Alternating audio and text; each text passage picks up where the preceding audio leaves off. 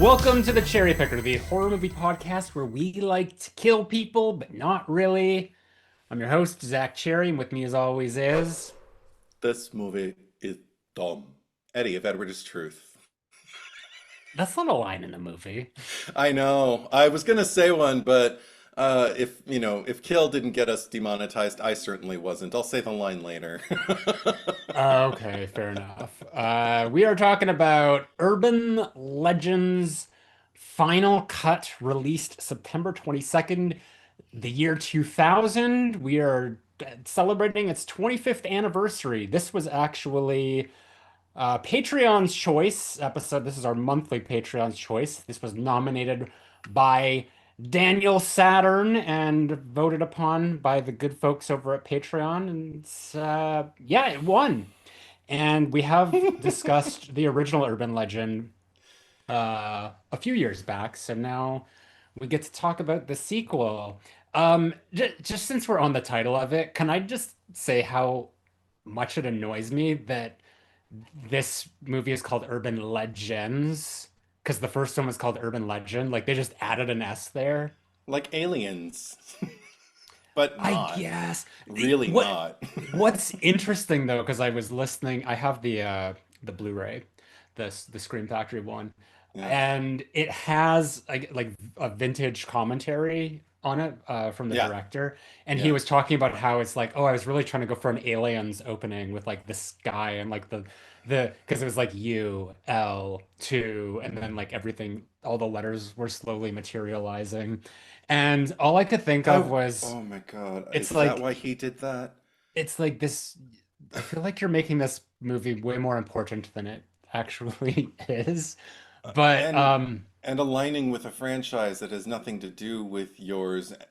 I mean, he spent more time, I guess, aligning it with the Alien franchise than he did with the Urban Legend franchise, quite frankly. well, we'll get into all that.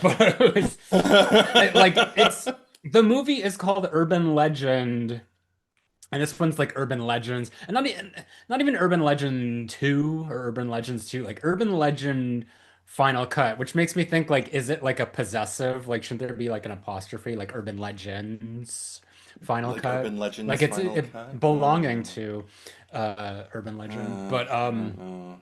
yeah, the title always pissed me off a lot. Okay.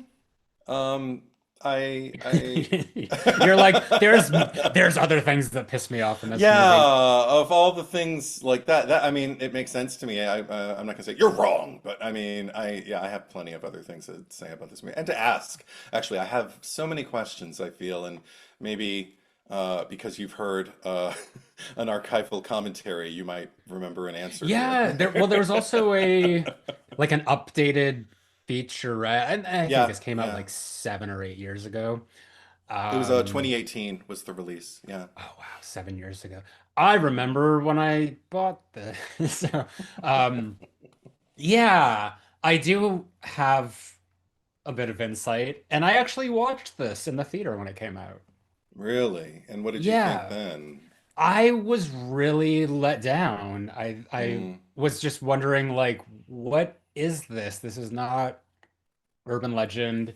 This is like, it doesn't even like feel like it has like the same genetic makeup of like urban legend. Like, or at least like we could go from like I know what you did last summer to I still know what you did last summer. And there's, uh-huh. tonally it's a bit different, but it's like the same characters and a continuing storyline. Whereas here there's like there are some returning characters, but it feels completely arbitrary in a sense. There Mm. are things that I really like about this movie. I will say that. Like it's not just a complete like wah wah wah. Um, I think like overall, I think that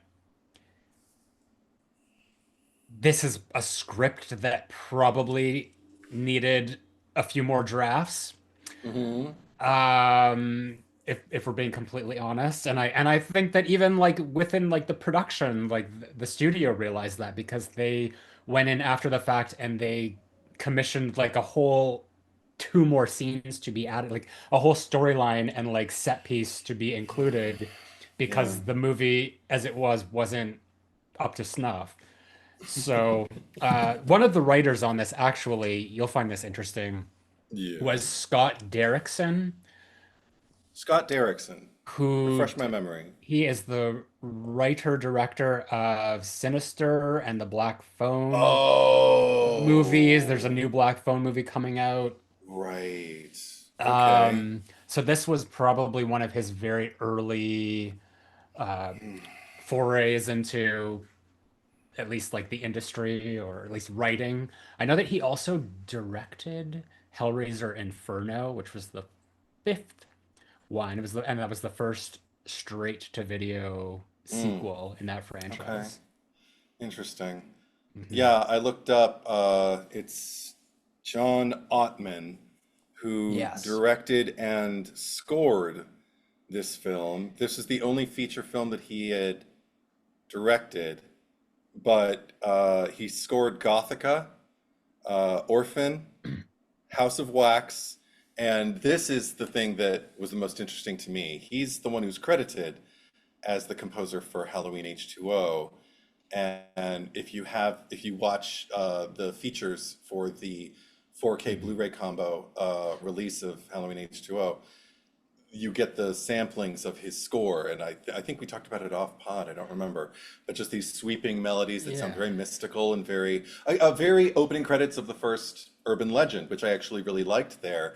But you watch the scenes edited in H2O with his score, his original score, and it does not work. It's really strange. You feel like, what's being conjured right now? What's being is Michael really a fairy, or like it's so tonally at times, for the most part, like tonally wrong. Then other times it's just kind of Yeah. like, I'm not sure what you're going for, which is why they replaced it with so many strips from Marco Beltrami's Scream 2 score. Or was it I Scream think it 2 or was was I it? think it was like Scream 2, Mimic, like it was all just sort of Yeah, a bunch of his stuff though, mishmashed. which Yeah. actually just pinpointed exactly kind of like, okay, that's what this moment is about, and it was, seamless. It actually kind of worked to the movie's benefit that they did that. But um, Yeah. but I didn't even really notice the score for this movie while I was watching it. I did. So like I'm familiar with John Ottman. Like he's like had a pretty extensive career. I Hmm. believe that he also edited this movie too. You mentioned he's directed and Yeah. composed the score, but he also edited it. Mm. And he, I mean, it's like I didn't really look at his IMDb, but I know that he edited The Usual Suspects. Okay. He's actually won an Academy Award for film editing for Bohemian Rhapsody. I only saw it once, so I People don't were really. really upset with that win, I remember. As far as the That's continuity from that's like that's shot to very shot. that's interesting. Um, so my opinion of John Ottman, and this is not based on like anything personal, seems like a lovely guy. Um, but it's just like the sense that I get from him, because I knew about the H2O storyline and all that. He's kind of like a jack of all trades within the industry. Like he's doing Mm, everything. Um, and I don't mean to be like mean about this, but it's just like jack of all trades, master of none. right. Because I just feel like he's like competent and he does all these things, but it's just like there's kind of like a lack of just like any sort of like honed in vision on, especially this project. Hmm. And I know that with H2O, like specifically what happened there, and this is not exclusively his fault, Sure. but they had just sort of been like, we hired a composer, Hmm. and this is Miramax. They just did not give him any notes or anything. They just said, go and make a score, Right. assuming that he would just like know that like this is the Halloween score. He was kind of like, he's very ambitious. Like I Hmm. will give him that. Like I think that he has a very creative mind and he wants to like do a lot of things, and he's very kind of like keyed into like Hitchcockian thrillers and stuff like that. So when Yeah. he was doing the H2O score, I think that his intention was to have something more thriller-esque, something more Hitchcockian. Mm. And when he presented it to them, that's when they're just like, this is not Halloween. This is like not Halloween at all. And I mean, that score, I like I've heard the bits of it. I know that the only thing that remains of his score in the movie is the theme song, which is a beautiful piece of music. I think it's Hmm. one of the best renditions of that. And Hmm. I just love when that music hits when the logo comes on. It's like, boom. You know what I'm talking about. Yeah. And yeah, I think that the music of H2O has always been kind of like a sore spot because then, everything that they did was like maybe it was better than what the score had been, but it was still not Halloween. It was like more Scream.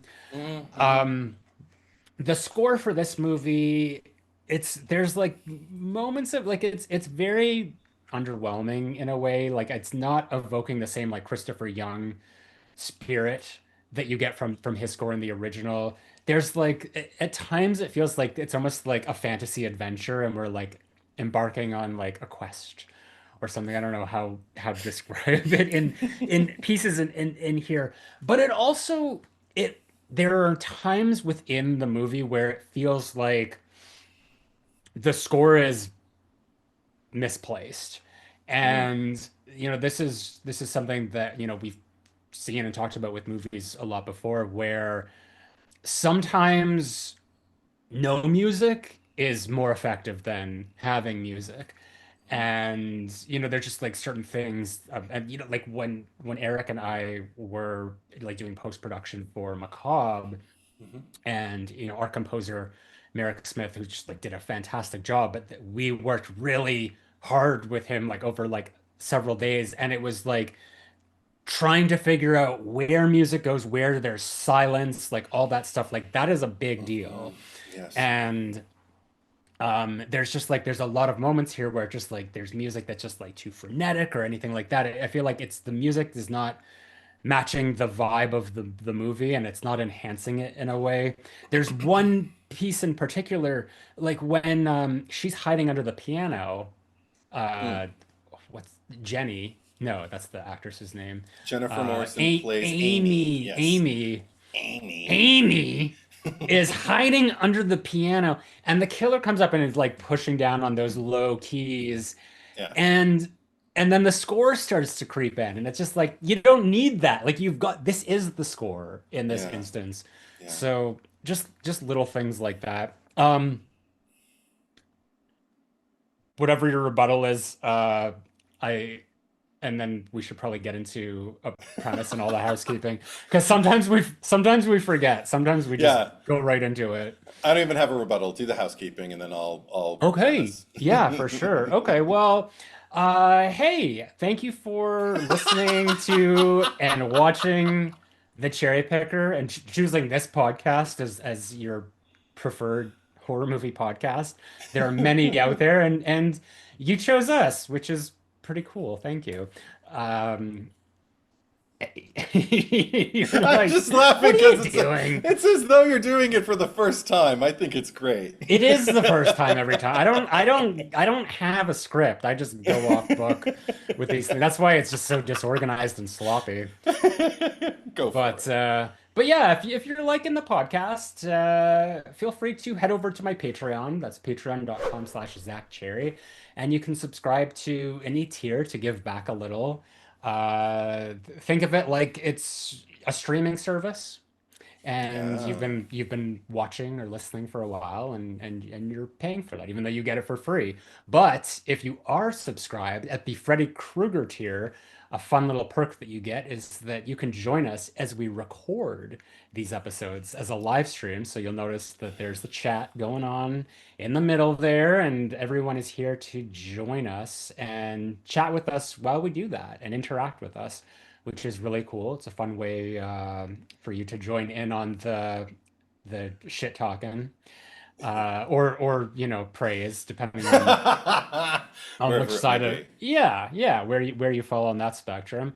As well as that, you get to once a month nominate a movie of your choosing, which is, this month it was Urban Legends Final Cut, and it will be Mhm. voted upon by all of the Freddy Krueger tiers or higher.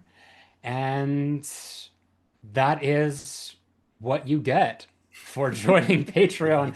There are a lot of other things that, FaceTime calls with me, fun stuff like that, if you're interested. But it's just a way to give back, and it's, helps keep the show running.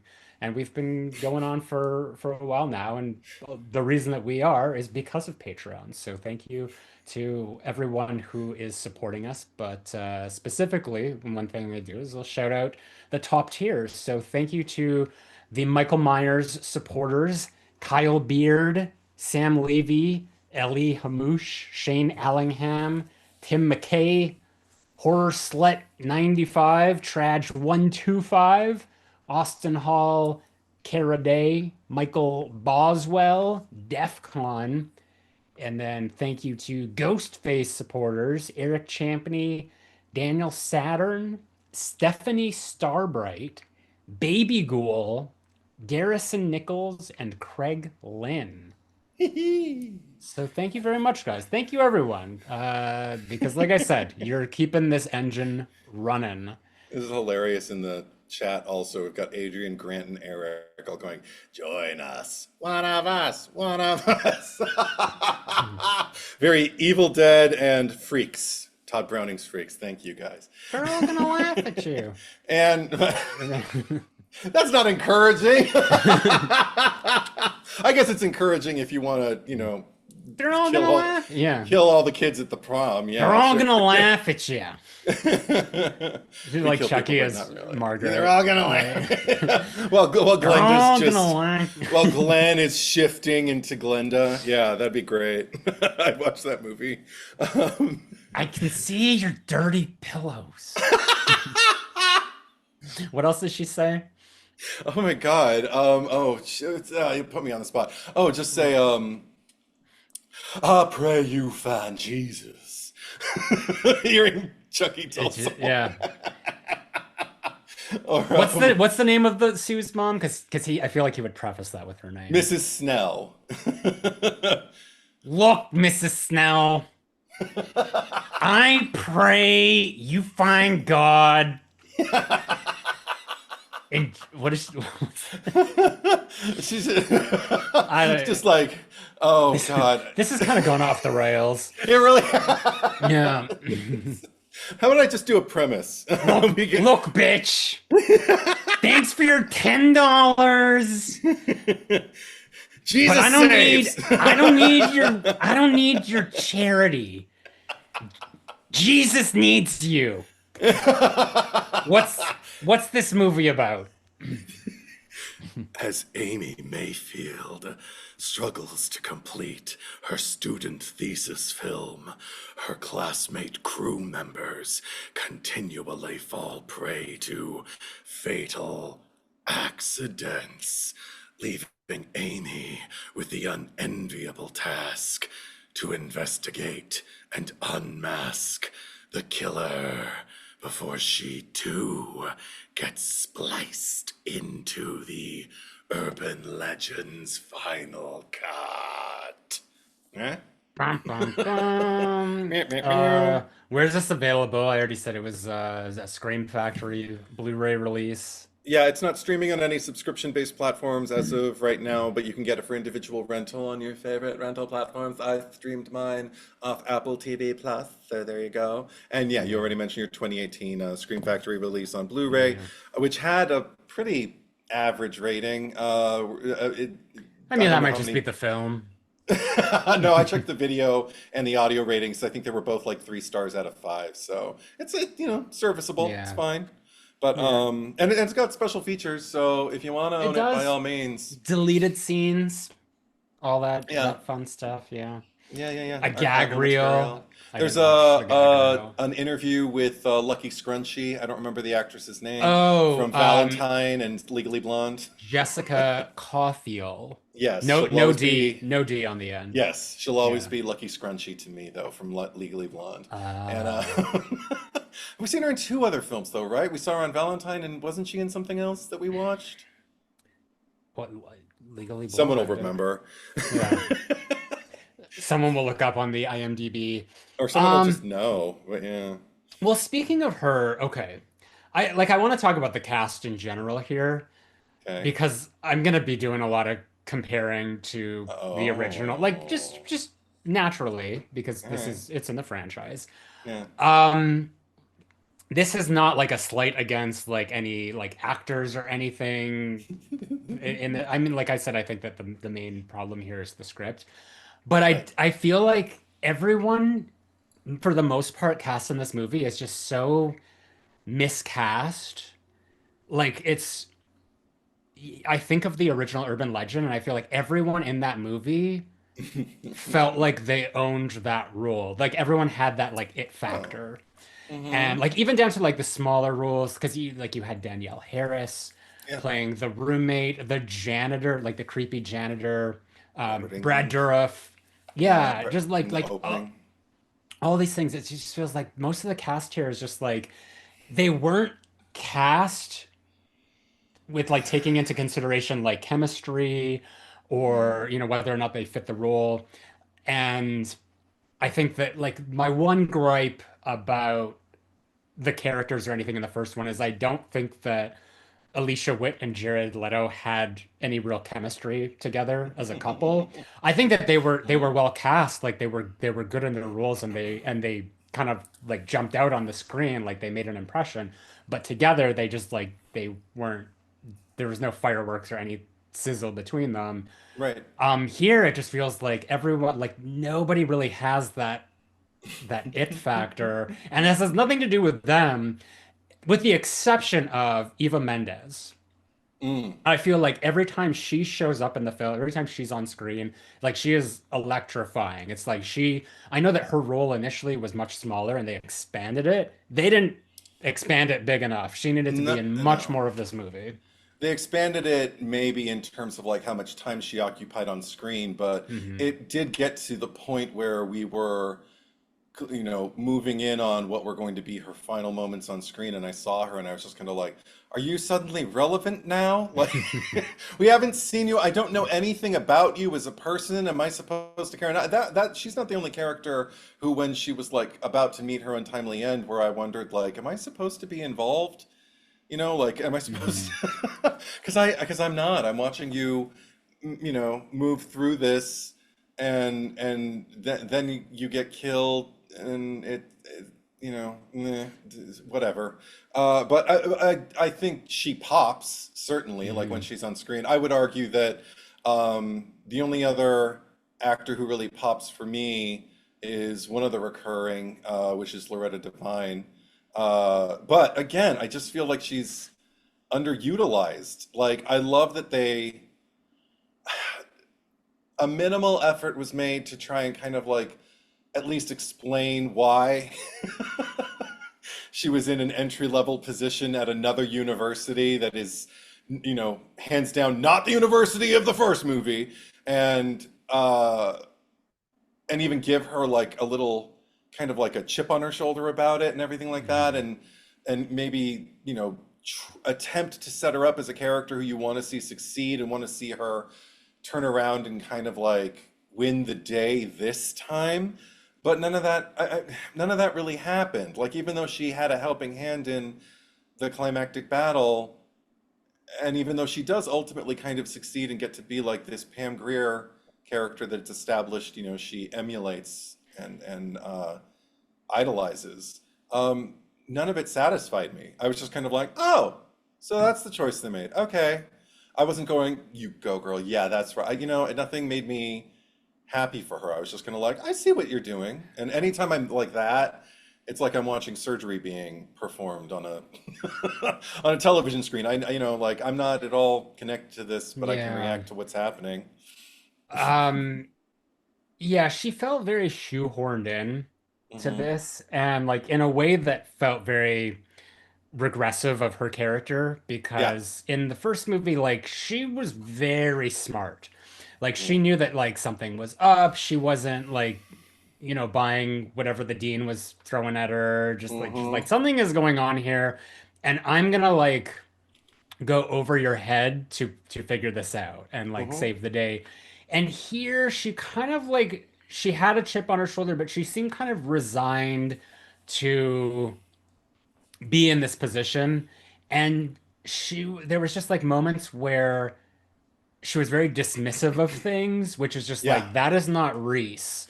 That is not the Reese that we knew from the last movie, and certainly that is not like the Reese who has like grown onto like a new chapter in her life and I would agree. know immediately like that's a red flag. That's a red flag. There's moments Hmm. where like in when she's investigating the like that music room where like the glass door is shattered. Yeah. She's like, the cops are just gonna say that this is vandalism, which is exactly Hmm. what it is, and she's just like whatever, and she like turns around and like has this lingering look at it, like that's supposed Yes. to like does that somehow undo the fact that she's still being completely unproductive about this, like just taking no initiative to actually do anything, and then like by the end of the film like I guess when that like alarm is triggered, she's just kind of like she's reduced to this bumbling security guard. She's like coming in, she's got her soda, she's got her enchilada or whatever and her hot sauce and she's not even paying attention to the monitors and stuff Right, and it's right. just like this is not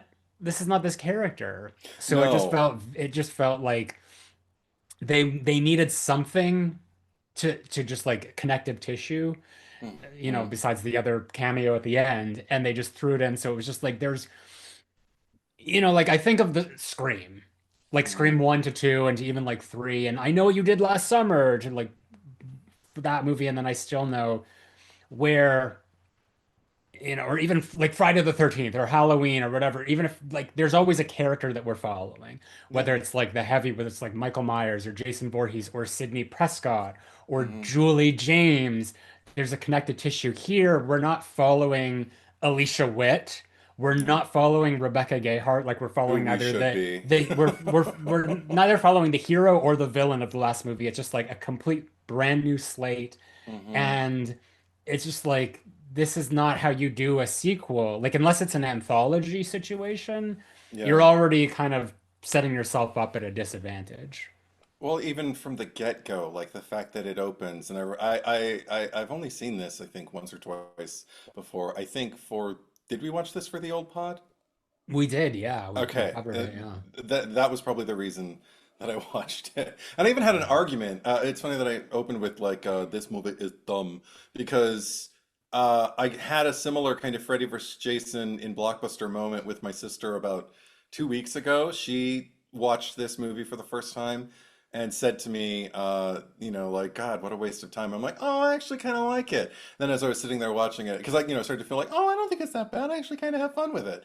And then I watched it today. And I was like, oh, I mean, okay, I guess I don't like it. I guess I can get through it. It's not as rough a sit as some of the other movies that we've covered have been for me, Mhm. but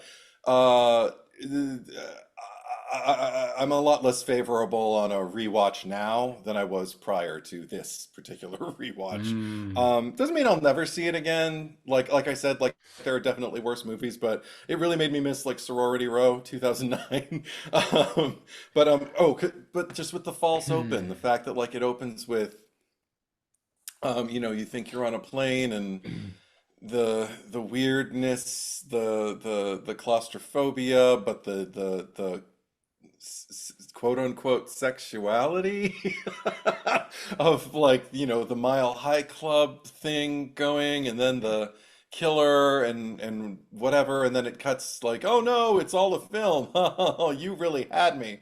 And all it does is again, like I mentioned, like when I'm sitting there watching it, going like, okay, I kind of get what you're going for, but you've overcomplicated it because here I'm watching a really tight, well, a pretty tightly edited thing that obviously wasn't one take. You had to set up shot after shot after shot after shot, and then suddenly what seems like a finished film is interrupted as though they just just enacted everything that we just saw from every Mm. camera angle that we saw it, but now we see that they're just in the cockpit and that they have like one handheld camera and this and that, and they have to stop. And I'm like, I'm all that needed to happen was don't put them on set, have them like have the take be ruined, and then show it them like in the editing room, like they've finished all the editing up until that point, and then they're just kind of like, God damn it, this just keeps happening. We have to keep stop and start and something. And you can still give us like the problems that you're having, like, with this film, the execution of it, and everything like that. But in a way that I think is actually it just makes more sense to me as an audience member. It just Mm. feels kind of clumsy and jagged from the beginning I for mean, me. I don't, I've got issues with this scene. I don't Yeah. necessarily agree with that because I think that, Okay. at least with what they were doing here, they were trying to establish this film school and, this collaborative effort and all that. I still think that like they should have completely gone back to the drawing board. But you mentioned Sorority Row. I actually Yeah. like this film better than Sorority Row. Really? Yeah, I think they're both like on par for me. Like I'd probably rate them around the same. But so I watched this like over the weekend three times, thrice. Like the first time Wow. with the commentary, Right. and then I watched it, and that so this was Friday, and then Saturday I watched it, and then Sunday I was just like I'm gonna watch it again. I just like because there was like notes that I had. I just want to refine like what my opinion of it was, but I was never bored with it. Like that's the thing. It was just Mm. like there are scenes that I just like don't hate and this or that, and there's like a lot of filler and stuff, but I'm never bored with this movie. So I will give it that.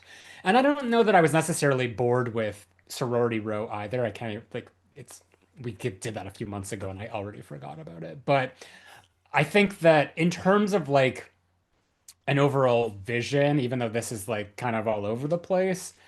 Um, I do have a better time with this movie. So I disagree with you there. I actually think that, and I'll go back to like that there is some value in this movie. Um, I just want to read Amethyst's comment. This feels like it was a spec script and they wedged urban legend in. Makes Hmm. sense since Derrickson did the same thing the same year with Hellraiser. It's funny because like Mm. as far as I was like understood is that every Hellraiser movie after the fourth one was a spec script that Dimension, like turned into a Hellraiser movie. But Scott Derrickson had said no, that he had always written Hellraiser Inferno as a Hellraiser movie. Mm. Um, it doesn't feel like it because it's sort of like the same like procedural thing, and then Pinhead just sort of like randomly shows up Sure. towards the end. But it definitely like just to answer to what Amethyst is saying here, it's true that it feels like it's just sort of like riding the coattails of urban legend, like the title of the movie, because there really is very little in this movie that has to do with urban legend. Like there's like the scene that they filmed after the fact, which we'll get to, but then there's just like little lines thrown in here, like don't you know that like cell phones will give you Right. brain cancer or whatever, like That's that's just an an urban urban legend. legend. Yeah, like just stuff like that where it just felt like they're reaching to make it Hmm. make sense, and it's almost as Hmm. if like they should have just made this movie its own thing, kind of like Halloween Season of the Witch. It just like if it wasn't connected to a previous existing property, it might have, I mean, and plus a lot of like heavy cosmetic surgery in other places in the movie, it probably could have been really good. Mm. Because like I do like the concept of it. I like the concept of like this film school and this like murder mystery surrounding it, but there was just so many decisions that were made throughout all of this that were just sort of like at the film's detriment. So I understand the spec script thing. Yeah. No, that makes sense to me as well. Silent Saturn says, I think Loretta was just very defeated after what happened and only slowly throughout the film got her groove back. Yeah, that's fair. But even getting her groove back, like I'm like, did she? Like, I mean, I feel like getting her groove back would have been more like I said, like kind of like winning the day and getting to Yeah. prove that she was right, and and not being asked to corroborate with the cover up, but Yeah. instead being kind of like praised as a hero for saving the lives of innocent students and things like She that. she And got to instead she gets to be in yeah. I don't know, is it a student film or is it like a low budget film? Like whatever it is that they're doing, whatever a Yeah. project it is, she gets to be in it. Good for her. She got to deck a guy. She got to play a security guard who sees like a kid up like hundreds of feet over her head and shoot him dead. Like, is she protecting the president? What's going on?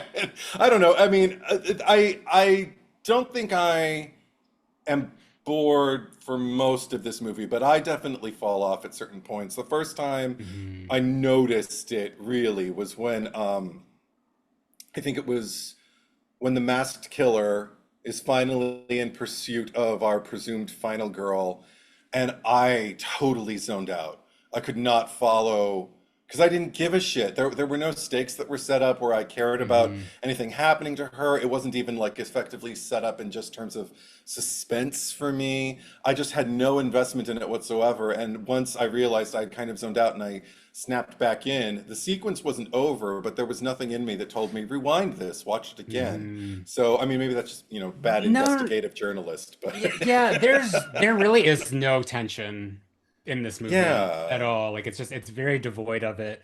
And I know that specifically like one thing that John Ottman said is that he didn't want to make a horror movie. He wanted to make a thriller.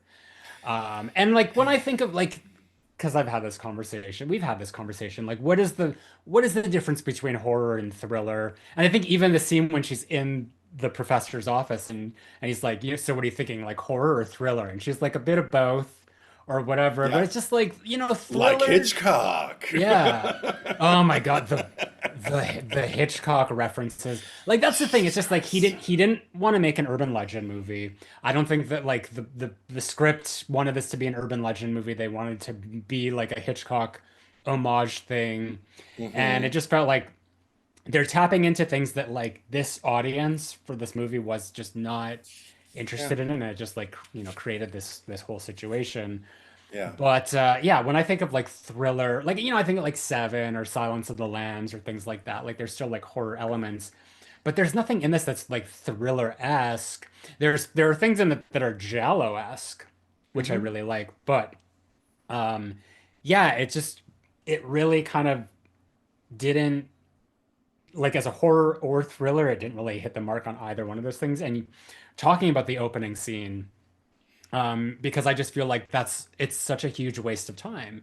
Yeah. Maybe if like the opening scene was like linked to an urban legend, I guess they were doing more of like the Twilight Zone thing of like the thing on the airplane, but they weren't even Yeah. doing that. But if it was somehow like an urban legend that had to do with an airplane, and then there's like the fake out and reveal that okay, no, actually, this is a this is a film set that would have been fine. But we go through this whole rigmarole, and even like before the reveal that this is a fake out, Yeah. I'm watching this movie and I'm just thinking like this is like Nickelodeon level of Hmm. horror. Like this is just like it feels like something that would just be made for TV or just like, for kids. Hmm. Um, I know this is a Canadian production. I was gonna ask you if you recognized the guy on the plane in the glasses. He's was also in Jason X. He was the guy who, That's yeah, okay. That's who it was. He was the guy who made the fembot, yeah, basically. Yeah. Okay. yes, I was yeah. trying to get it in my head. I was going to look it up and I just didn't. But thank you for reminding me because yeah, I totally noticed him. I was like, I know that face, but I don't immediately know where. Hmm. And then I just kind of Yeah. watched other things happen. But But I'm already like this scene is just not working as it is because like it starts and we're kind of like brought into the perspective of this dark-haired woman mhm. because she's the one sitting next to this guy and she's having like anxiousness about flying and he's like saying whatever. Yeah. And so we're kind of like introduced to her like this is the character that we're following. But Hmm. no, suddenly we segue to this couple behind them who are like going at it. One of them being the character's name is Sandra, played Hmm. by Jessica Caulfield from Hmm. Valentine. And they go back into like the bathroom to join the Mile High Club or whatever, and this whole thing, like this serial killer on the plane who's killed everyone, Yeah. culminating into this thing. So just like a series of just like ridiculous things happening. It's not tense, it's not scary. And when it's finally revealed what it is, it's just sort of like, okay, here's like this is the setup of this is like the film school and yada yada yada. Yeah. Which, like I said, like necessary to establish that, but I think that they could have just excised all of this altogether and found a different entry point. And I actually think that the scene, which is the kidney heist Yeah. bit, would have worked so much better as the opening of this movie had they just made that the Mm, opening and made that like the inciting incident, because we start the movie, we have this whole scene. It doesn't really result to anything other than we find out that this is like one movie that's being made by this Toby dude who's like this really high-strung director, and mm, and we're introduced to Amy, who I guess yeah. is doing sound or whatever. And from there it just sort of like, and here's the campus and here's what's going on, and there's not really any, there's no stakes other than like she hasn't, handed in her script yet, and Mm, yada yada yada. It's just like there's nothing really pushing this forward, where like in the original no. urban legend we've already experienced a murder in the first 10 minutes. There's Yeah. already this lore surrounding Stanley Hall and like this murder, this like mass murder that occurred on the campus 25 Hmm. years prior to that. And here it's just sort of like, yes, there's this Hitchcock Award and yada yada yada, and like that's all well Right. and good. Like you're establishing this thing that like is, a competition amongst the characters, but it doesn't. That sort of gets pushed to the wayside as well. It doesn't come up until like way later that they even consider it as a MacGuffin. Right. So it's we're really kind of like however long into the movie it takes before that kidney heist scene shows up. And even then, we don't really have context as to like why this is happening or what Yeah. it is, because it is like this is a character that didn't even exist originally. She's not mentioned anywhere in the movie after that. Her death is never like, no one's like, whatever happened to that girl? Because she didn't exist. Because I also do have a question for you. Like, yeah, that was Yeah. one of the things I was like, did I miss her on the set or something? Like, did they establish her prior to that? Because this is another case of like, here we're following this girl, and I'm like, wait, am I supposed to know who she is? The one who's drinking like the Cosmos that are just sitting out there in the open, which is highly illegal. I mean, is it a bar or is it just kind of like a prom, Well, a carry white prom where there's just a punch bowl that everybody has well, access I mean, that's to? pretty. I mean, it's illegal that someone drugged the Cosmos, but like that is, I think, pretty typical. Like in a bar where someone would order something and then the bartender would put them up in a place where the No, servers but there would. was like literally like an entire bar sitting there with like ready-made Cosmos in glasses, and they just took two of them and pulled them aside, and then somebody got in the way of whoever was looking at its eye line, and then he Uh, drugged them. Did you see that? It was like, or at least that's what I remembered seeing. I mean, I was more so like the thing that took me out of it is like the coat check felt like it was a completely different No. venue, because it was just like, where is she all of a sudden? This is not a Right. club. It was shot six Um, months later in a different country. Well, I mean, yeah, this was all shot 6 months later anyway, but it was just like there was no Right. consistency from like location, and they're doing this, I guess, like this Black Christmas reference, but it's like it's not working. And this is the thing. No. So it's like we're seeing her POV, and it Right. sort of like starts to get like blurry image, which Yes, is like yes. which is fine. But then it's like showing this reverse on her, and the camera is still blurry, and it's like, well, that doesn't make any sense. But then it'll cut to a profile shot and it's clear, and then it'll cut to this like shot in from behind the coats, and it's blurry again. And it's like there's no consistency to that. Like if you're gonna be blurry, it's her POV, which just goes back to like I don't think that this was well edited. But then it's like this like jump scare of just like the bag happens, Mhm. and then we're transported to a new location. And this is my absolute favorite part of the movie, because this just there's something about this like grungy location, like Mhm. what this off-campus like rundown hovel or whatever. There's Yeah. like tiles broken off of the bathroom floor. Like this is a really interesting looking set. And Yeah. just like it's just like the way that it's lit, the introduction of the killer and like his black um robe, or what it's like it's like a coat or something. Like it's A almost trench like coat. Isn't it a trench coat? it's part like I know what you did last summer, but it's like it's very sleek. It's very Okay. shiny. Right. He's got Like a I know that slicker. yeah, I know that he's got like black leather gloves. He doesn't have them in this scene. He's wearing like surgical gloves, Sure. or he's like cutting something apart, which I don't, in the context of like the rest of the movie, it doesn't make any sense what is going on here. Like why even, I mean, I get that, okay, we're doing the kidney heist because it's linked to the frame up because he's like Yeah. trying to frame Amy, but it's just like you have to go through this whole rigmarole and then like whatever he's doing. I'm not sure. But the scene works and it's like the only thing that doesn't work about it is the when she calls 911 Well, because that's the it's thing this is, I'm also thinking, what a stupid killer, unless this is the plan, because you've left her phone within her reach in case she comes to before you can get your eye on her and get her yeah. properly incapacitated. The fact that I'm even thinking like that, I'm still dialed into the movie, so you're right. I think this scene's working, but it was kind of like for that particular sequence for me.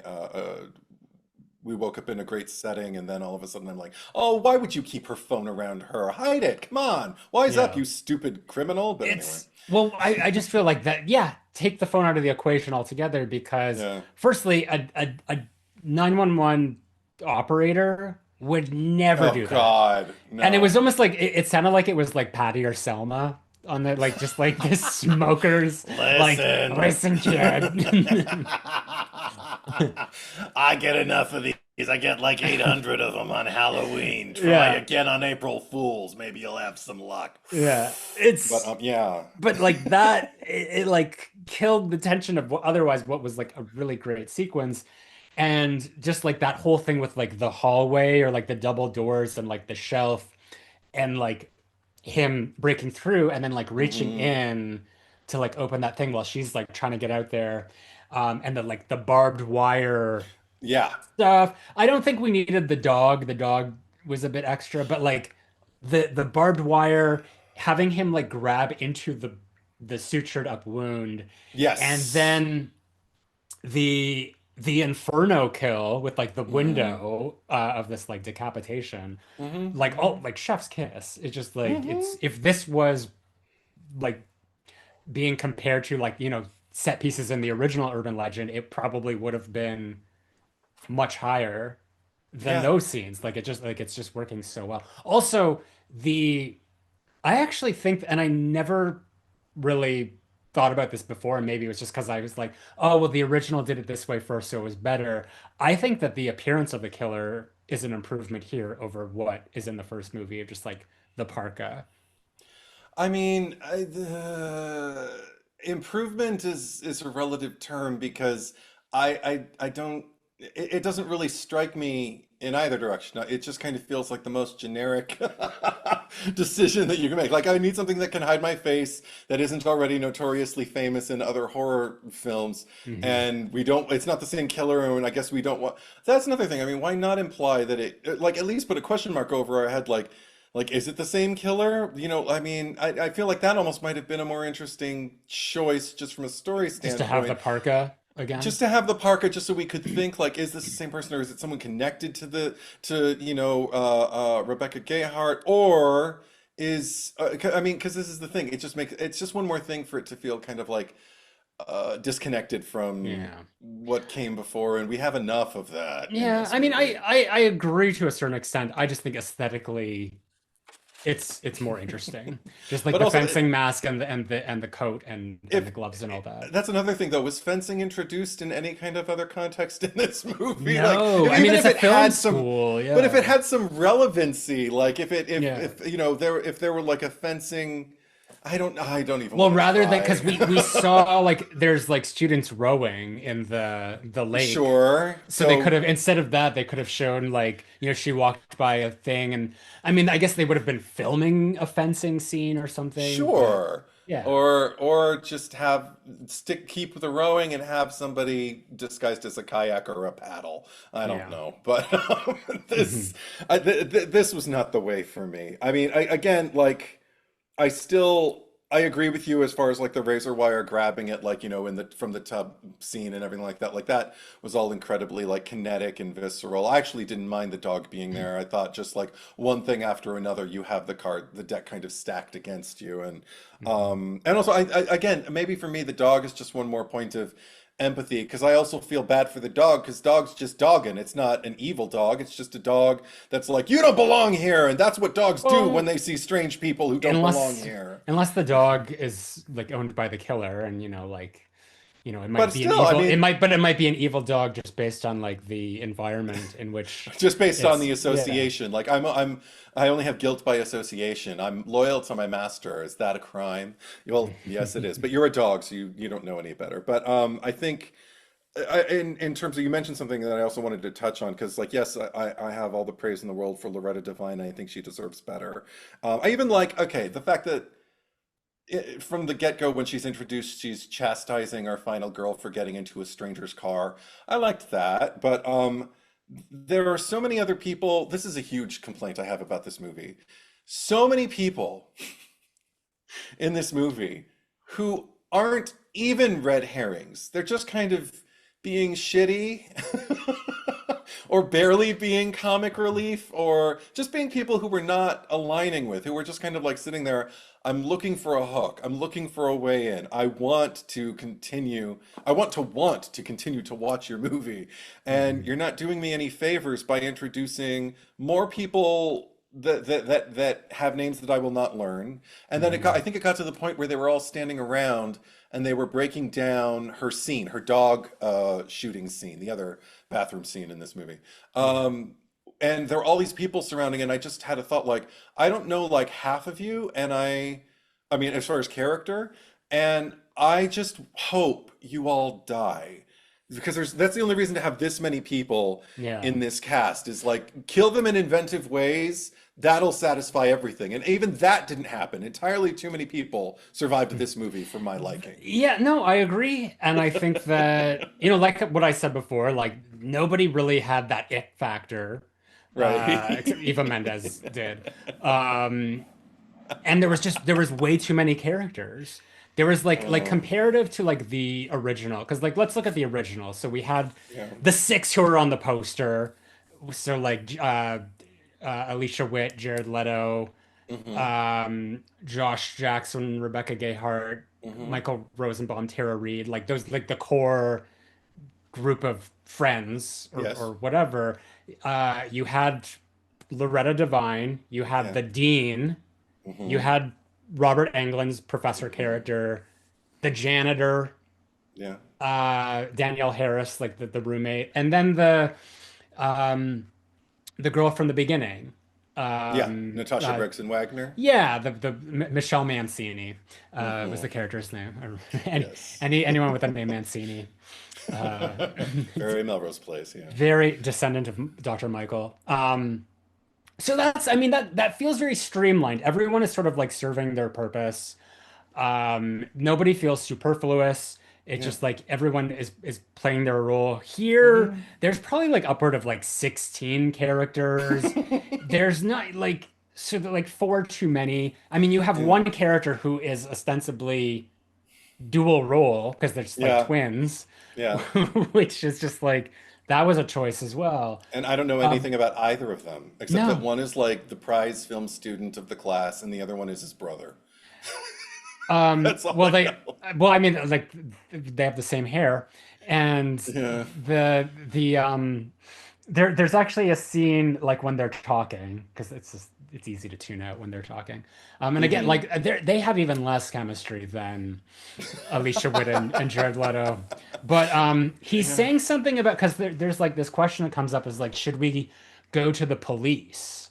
And he's like, Hmm. that's not a good idea because I have like a sketchy past or something like it's he doesn't say that. I think what he says is like let's just say like both my brother and I are like creative, but I followed lesser pursuits is what the line is. And it's like okay, that works for me. I guess we're not going to Hmm. go to the police because of like all this shit that's going Oh on. God.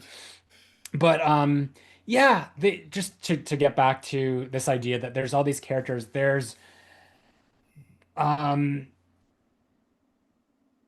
the Anson Mount character who played Toby, who's the guy that we Oh meet in yeah. the opening scene, who's like the really high-strung director who's just like kind of With the being a bangs. being a dick to everyone.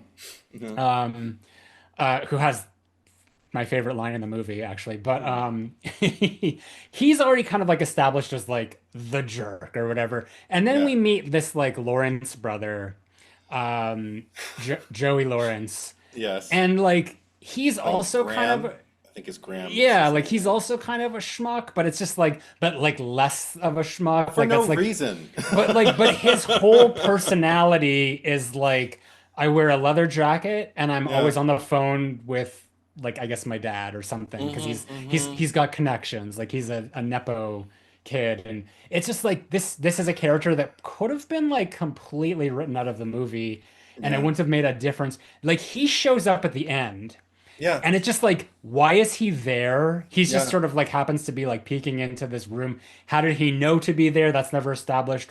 What No. does his presence there Yeah. serve? No. It doesn't do anything. And I agree. Like Mm. there are six people in this like climactic fight, and not a single one of them dies. Hmm.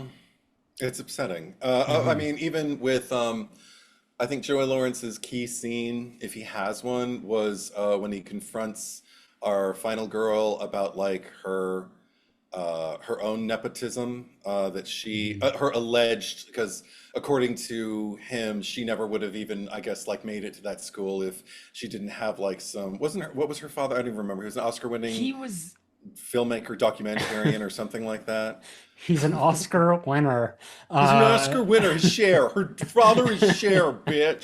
But yeah, he was like a documentarian. yeah. Okay, well, go on with your point because I have like a whole other nut I have to crack open after Okay. this. Well, I guess my point about just like that scene is that like it was serving virtually no purpose because like there was this sense that he was trying to kind of like showcase or threaten to showcase her hypocrisy, put it on parade for everyone to see so she's not so innocent as she makes out to be and everything like that. Which, I mean, again, that's kind of like an interesting thing to watch a person wrestle with, but again, it never really gets faced again. I guess it loads the gun in terms of like the fact that her father's this prestigious person who has power and that affects the reveal of who the real killer is Mhm. because her father ruined another person's life, I guess. Yeah, Alleged, according to him, that's the story yeah. he tells himself. These killers also have some of the weakest motivations for doing what they do, but whatever. And for putting it on who they put it on. Killers. No, I mean like it just in this franchise because I wasn't crazy about Miss Bates's motivation in the first movie either. I wasn't. We I thought talked it was about this well, in I thought that it was just pod. camp and ridiculous, but here, okay, so let's talk about the killer who is revealed to be Professor Solomon. Wah, wah, Yeah, wah. Ethan from Supergirl. Well, He's the love yeah, interest in the original Supergirl. Hart Bachner, Yeah, who was also in Terror Train from right. 1980. He's also in Die Hard, the Yeah, original. The John McClane's wife's I don't know if like it was like her boyfriend or whatever because they were separated, or maybe he was just a coworker, but he was the guy who was like doing lines of coke in the office, and then was it Alan Rickman who's yeah. the villain? Yeah, he does away with him there. But yeah, he's the killer in this, and I think his performance is actually pretty good. I think it's fun. I liked what he was doing. It's just that the character is just not it. And he was doing as much as he possibly could He with was. like a nothing character. But I have so many questions and a lot of complaints and the just tying it back to what you were saying about this reveal of like Amy's father being this documentarian, because then we find out that like this is the guy that fucked over Professor Solomon when he was a student by being like this tie-breaking vote. We find out that her father died. It wasn't even like like he while he was like filming a documentary or whatever. It was just like presented as like I guess a tragic occurrence or whatever. Why not like use that as like what if this guy killed her father and that was like a thing? You know that could have been Mm. a way to like add some like personal stakes to it if that was something that was revealed at any point. especially like at the end, to just know that like he's just like, well, you know what I did with your father? I killed him and yada yada, like just something Hmm. rather than just being like, well, he's dead, so I'm gonna, take it out I'm on gonna ruin you. your life. Yeah. Yeah. It's funny because John Ottman in the commentary when this part happened with the reveal, he was criticizing Scream 2 and 3. Like he actually specifically he's No. like, see, the motives in Screams 2 and 3 didn't really make any sense to me. I feel like it's like what we're doing here makes so much more sense. And I'm just like, love that for you. But Oh, that yeah. to have that level of delusion, what that must be like. Wow. But I guess the thing that like tying this all together, let's just lay out what Professor Solomon's plot is here. Hmm. He is trying to pass a student's film off as his own so he can, I guess, get the flowers that he never got, or just like Yep. sort of get this career, and he's going to frame Amy for Hmm. that. But that begs the question, is just like, so are professors eligible to enter into this Hitchcock Award too? Like, like what was he planning to do? Just be like, here's a film I made, and then be like, cool, you're a professor here. This is like, whether it was like he was entering it into the contest or not, like they keep talking about this brilliant film. They're like, Travis made a brilliant film that we never see. Hmm. Hmm. That it must have been so good that whoever presented that as their own was like automatically going to be given a Hollywood career or something. Like it just Yeah. it feels so tenuous, especially Hmm. since it's all linked to this Hitchcock Award, and it's like he is a professor. This is, as far as the story has us believe, only eligible for students um to compete for. So I'm just trying to wonder, like, what was he going to do? How is that going to work? The only thing I like actually about his motive is it's let in with what I think what's my favorite line from the movie when he just says, "You think this is what I wanted? Fuck teaching," which essentially just tells me everything that he's this disgruntled would-be genius. If only somebody hadn't ruined it for him, and he is denigrated to teaching these youths and watching them. And this is something that I think is actually true with a good percentage. I won't say what percentage because I don't even know anymore, but I know that there are some great teachers out there who will help you out in whatever branch of the arts you want to thrive, and there are also teachers who are doing it because it's a means of making money that's adjacent to doing the thing they really wanted to do, which was be a filmmaker, a dancer, a this, a that, a singer. Um, and they resent the fuck out of their students, so they damage them, and and I don't know. There's something about it that just rang so incredibly true. And so the fact that his plan I agree with you, it doesn't entirely make sense. I don't think he was going to so much submit it to this festival because it is for students, and how sus would that be? But I think he would try to just kind of like work the festival circuit in general around, the world to just kind of like garner a name for himself enough so that he can like finally have his time at bat. The reason, Mhm. but also it says something to his insecurity that he can't just make that film. He has no faith in himself. He can't do it on his own. He has to screw over an innocent youth Yeah. that doesn't deserve the teaching that he's bestowing upon him. I think that like that's completely fair and that makes sense, but I feel like we needed a little bit more explanation there because I feel like the whole reveal of like, when we find out like which I think is like my second favorite lines of the movie, when they're just looking at this, like literally looking into the camera and just being like, that was awful. Yeah. How could Travis make such a shitty movie? Right. Like, and it's just like it's like, are they talking about this film? But the what is the, it's just like, did somebody change the film on or someone changed the credits on Travis's film?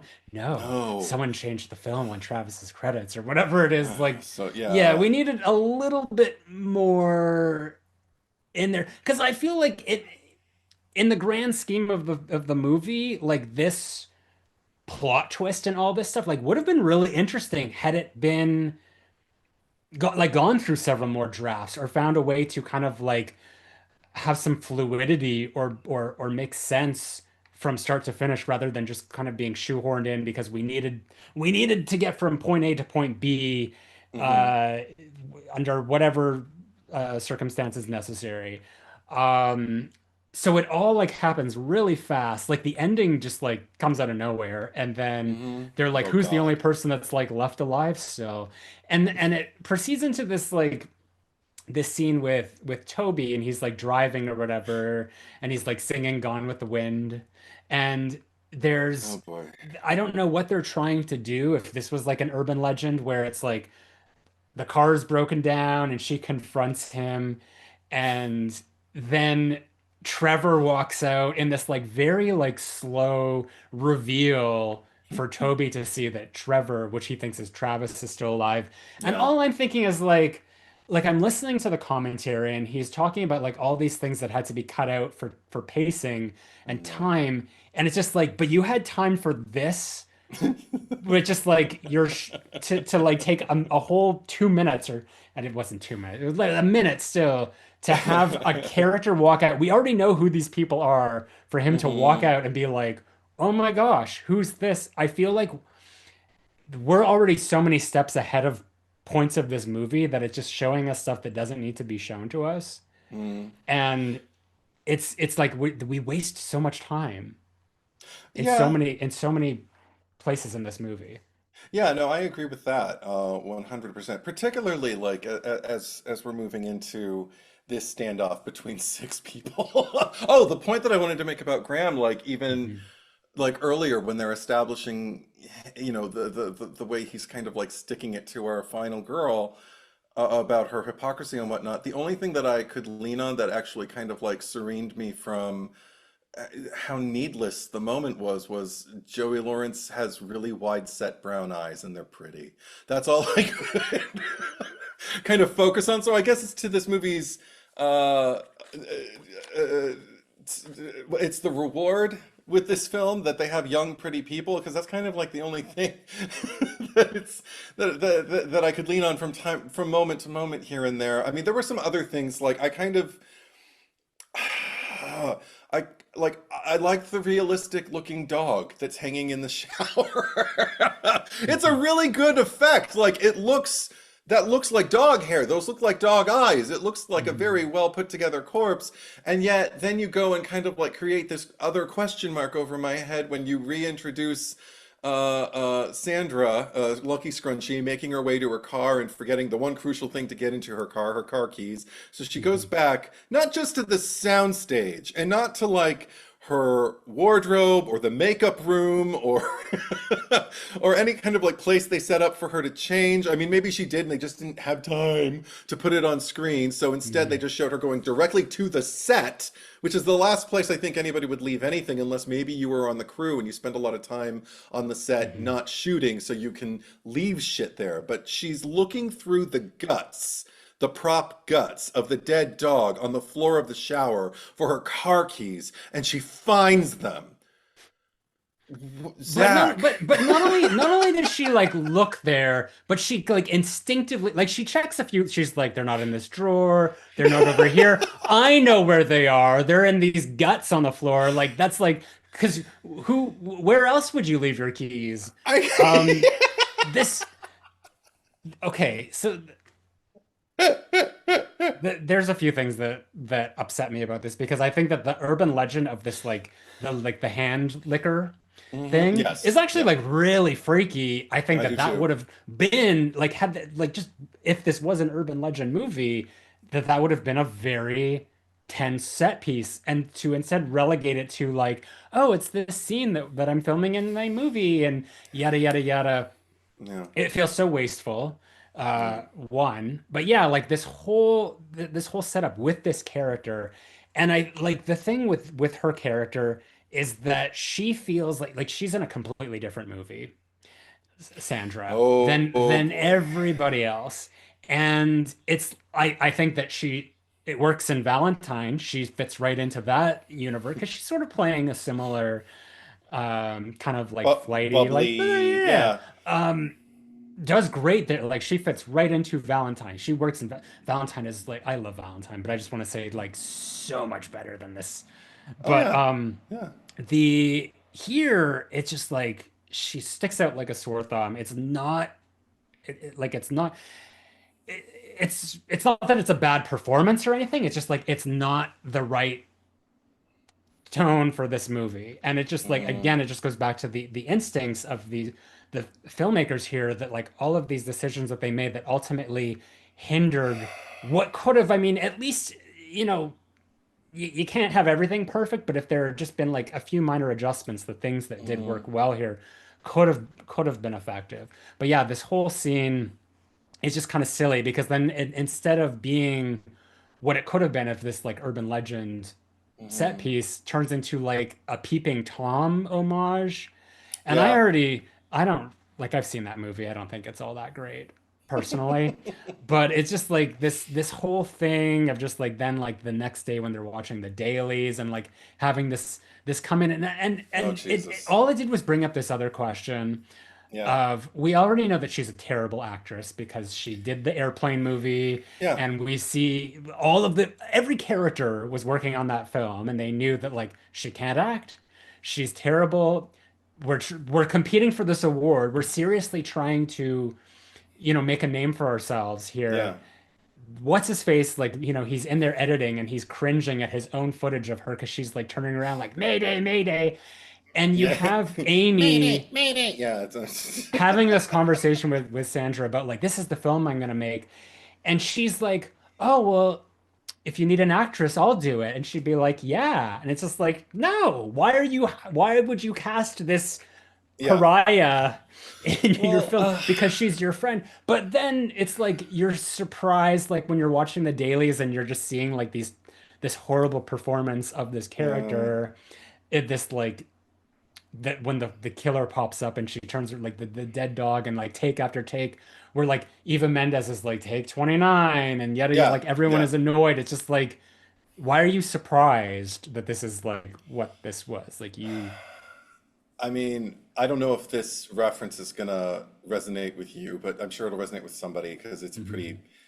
mainstream television show. I just streamed and finished 30 Rock for the first time, and when I was watching uh, Lucky Scrunchy and Amy in this movie, I just thought, oh, it's like Jane Krakowski and Tina Fey in 30 Rock, where you have kind of like, the more bookish kind of, like nice girl vibe, like who's the writer and who's behind the scenes. And then you've got like, the blonde-haired, bubble-headed kind of like self-absorbed star. And those are the roles that they play on 30 Rock. And if you've seen Jane Krakowski in anything and seen Tina Fey in anything, that's pretty much like kind of like what their personas, are like quirky and self-absorbed. Mhm. and all I could think was, oh my God, Tina Fey and Jane Krakowski would have killed it in this movie. They wouldn't have been age appropriate, but I wouldn't have cared because they have that dynamic. And that's one thing that was missing. Even again, I could see where they were trying to go with like, I'm the girl of substance, and you're my friend, and I'm going to make you into a star. And it's like, I'm okay with that. That actually is actually kind of endearing and fun. And there's even a way to lead me there to like this moment where it's like we promised we were going to succeed together. As long as we establish that, in the movie later on when you're acting and it's not working, that's another thing. It's like when people are like openly disrespecting her while they're using the clapboard, I can see that the intent is for it to be funny, but I'm not laughing because all I can think is like, doesn't she hear that? Wouldn't that make her insecure?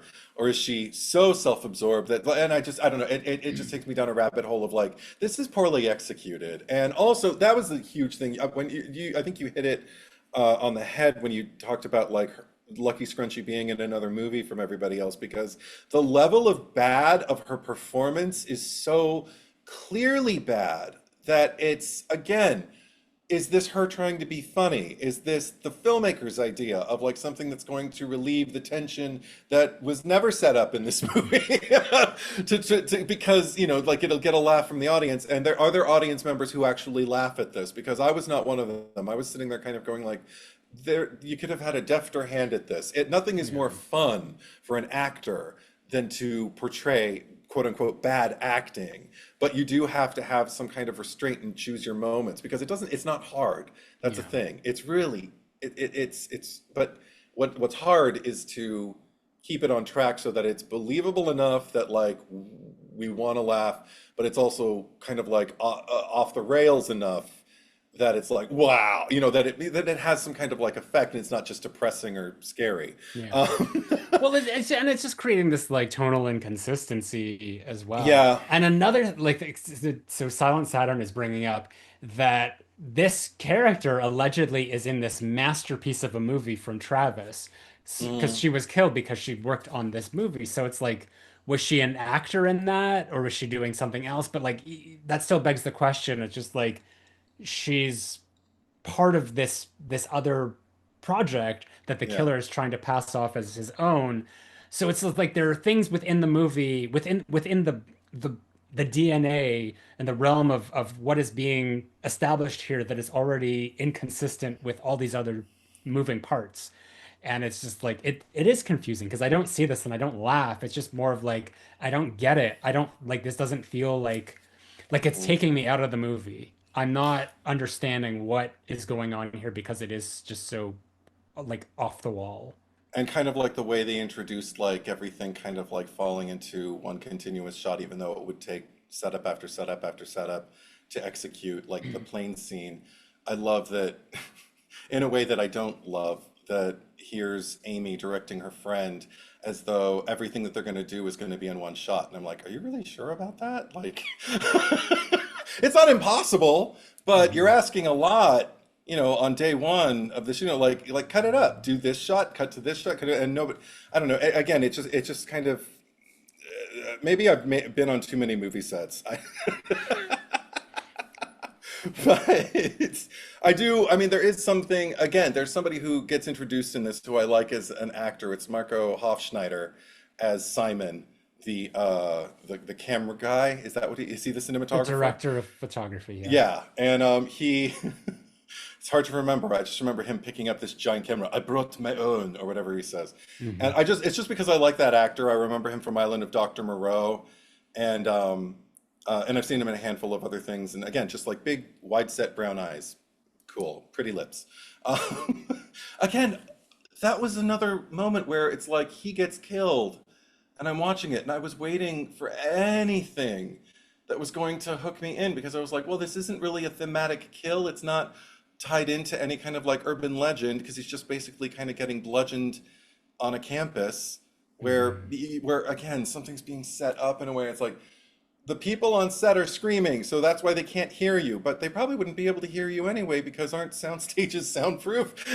And is there Yeah. nobody else on campus? Well, What's they're the not. irony you're trying to set up? It just It, frustrates me. well, it looks like they're in a dorm room actually when they're doing Okay, this. So it's just like that's already confusing. Like I don't. right. I think there was something about like that might have been said earlier about like the story about the such and such that was murdered, but no one could hear because of the screams or everyone screams at this time or whatever. Like it was just it felt like more reaches just to sort of like Hmm. create something. But the thing was, I thought that like that scene, what was created with Simon Yeah, was actually like it was executed well with what they had there, but then sure. here's where the editing fucked it up again. Like I loved when he Mm. was like walking there and I think he lights the cigarette and he sort of like walks out of frame and then like the killer's boots because he's like Mm. walking alongside on that whatever partition thing Sure, is sure. there, so he's kind of like higher above him and it's just Hmm. like it felt very giallo. It's just like we're all here and then Mm. like all the shots with the killer, but then it's like the director wants to cut away and we're just like cutting on like these faces of these mouths screaming Yeah, that has yeah, nothing to do with anything, and then when it stops she can somehow hear through her equipment yeah. Oh my God. outside. Like it's just like this doesn't make any sense. This is like No. technologically I don't know And she what's doesn't do happening. anything about it. It's kind of like Loretta Devine with noticing, like, something's Yeah. off in this room, but then she doesn't do anything about it. So it's like, well, somebody better do something heroic Yeah. soon. Well, she goes and she investigates and finds, I guess, like a bloody camera lens or just like whatever, and then goes to get the videotape and Yeah. then watches the videotape in this like whatever the I guess this music hall. Um, and I don't know, like this whole sequence that follows, I find is just kind of, again, it's just like there's no tension. It's like doing this whole thing, and this is where like the vision especially loses me of like the film, because I Mm, know like there were the intention was that like the first urban legend was set at Pendleton University, which is like this very like old style like Gothic campus. Like the buildings were like more old worldly. mm, It had a Gothic vibe to it. Here, I guess it's like everything's more modernistic or like high tech. sure. But even then, it doesn't feel like it. I think like the school that they chose like definitely had that vibe, but the way that it was shot, they included it like it just feels like this like the surrounding area, like the nature, I feel like kind of juxtaposes what it was. Mm, And it's in this scene, like she runs out of this building, she's suddenly like in the woods. Like she doesn't run out onto the campus. She's like running through trees and hmm. all this shit. And the director even said in the commentary, just like, oh, I guess we were trying to go for like a Blair Witch Project thing because that was like popular at the time, or he didn't Oh my intend he God. didn't intend to, but it's like it was a happy accident. And then and we're running through the woods, and then suddenly we're at this like lake boathouse Yeah. situation here, and she goes into this tunnel, and suddenly we're in like Halloween 6, like the catacombs of Smithsgrove Sanitarium. And I just like, what God. is this school? What is like there is no consistency from location to location. I don't know where we're at. Apparently they like filmed these tunnel scenes like in Toronto and like the subway system. Oh. And like there's these like steam pipes going off and like those flashing lights.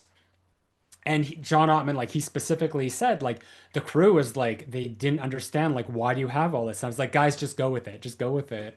And I think it worked out pretty good. To like quote what he said. Again, the level of delusion. I mean, delusion is maybe a mean word to put on him like that, but I mean, just that to be so, Ambition.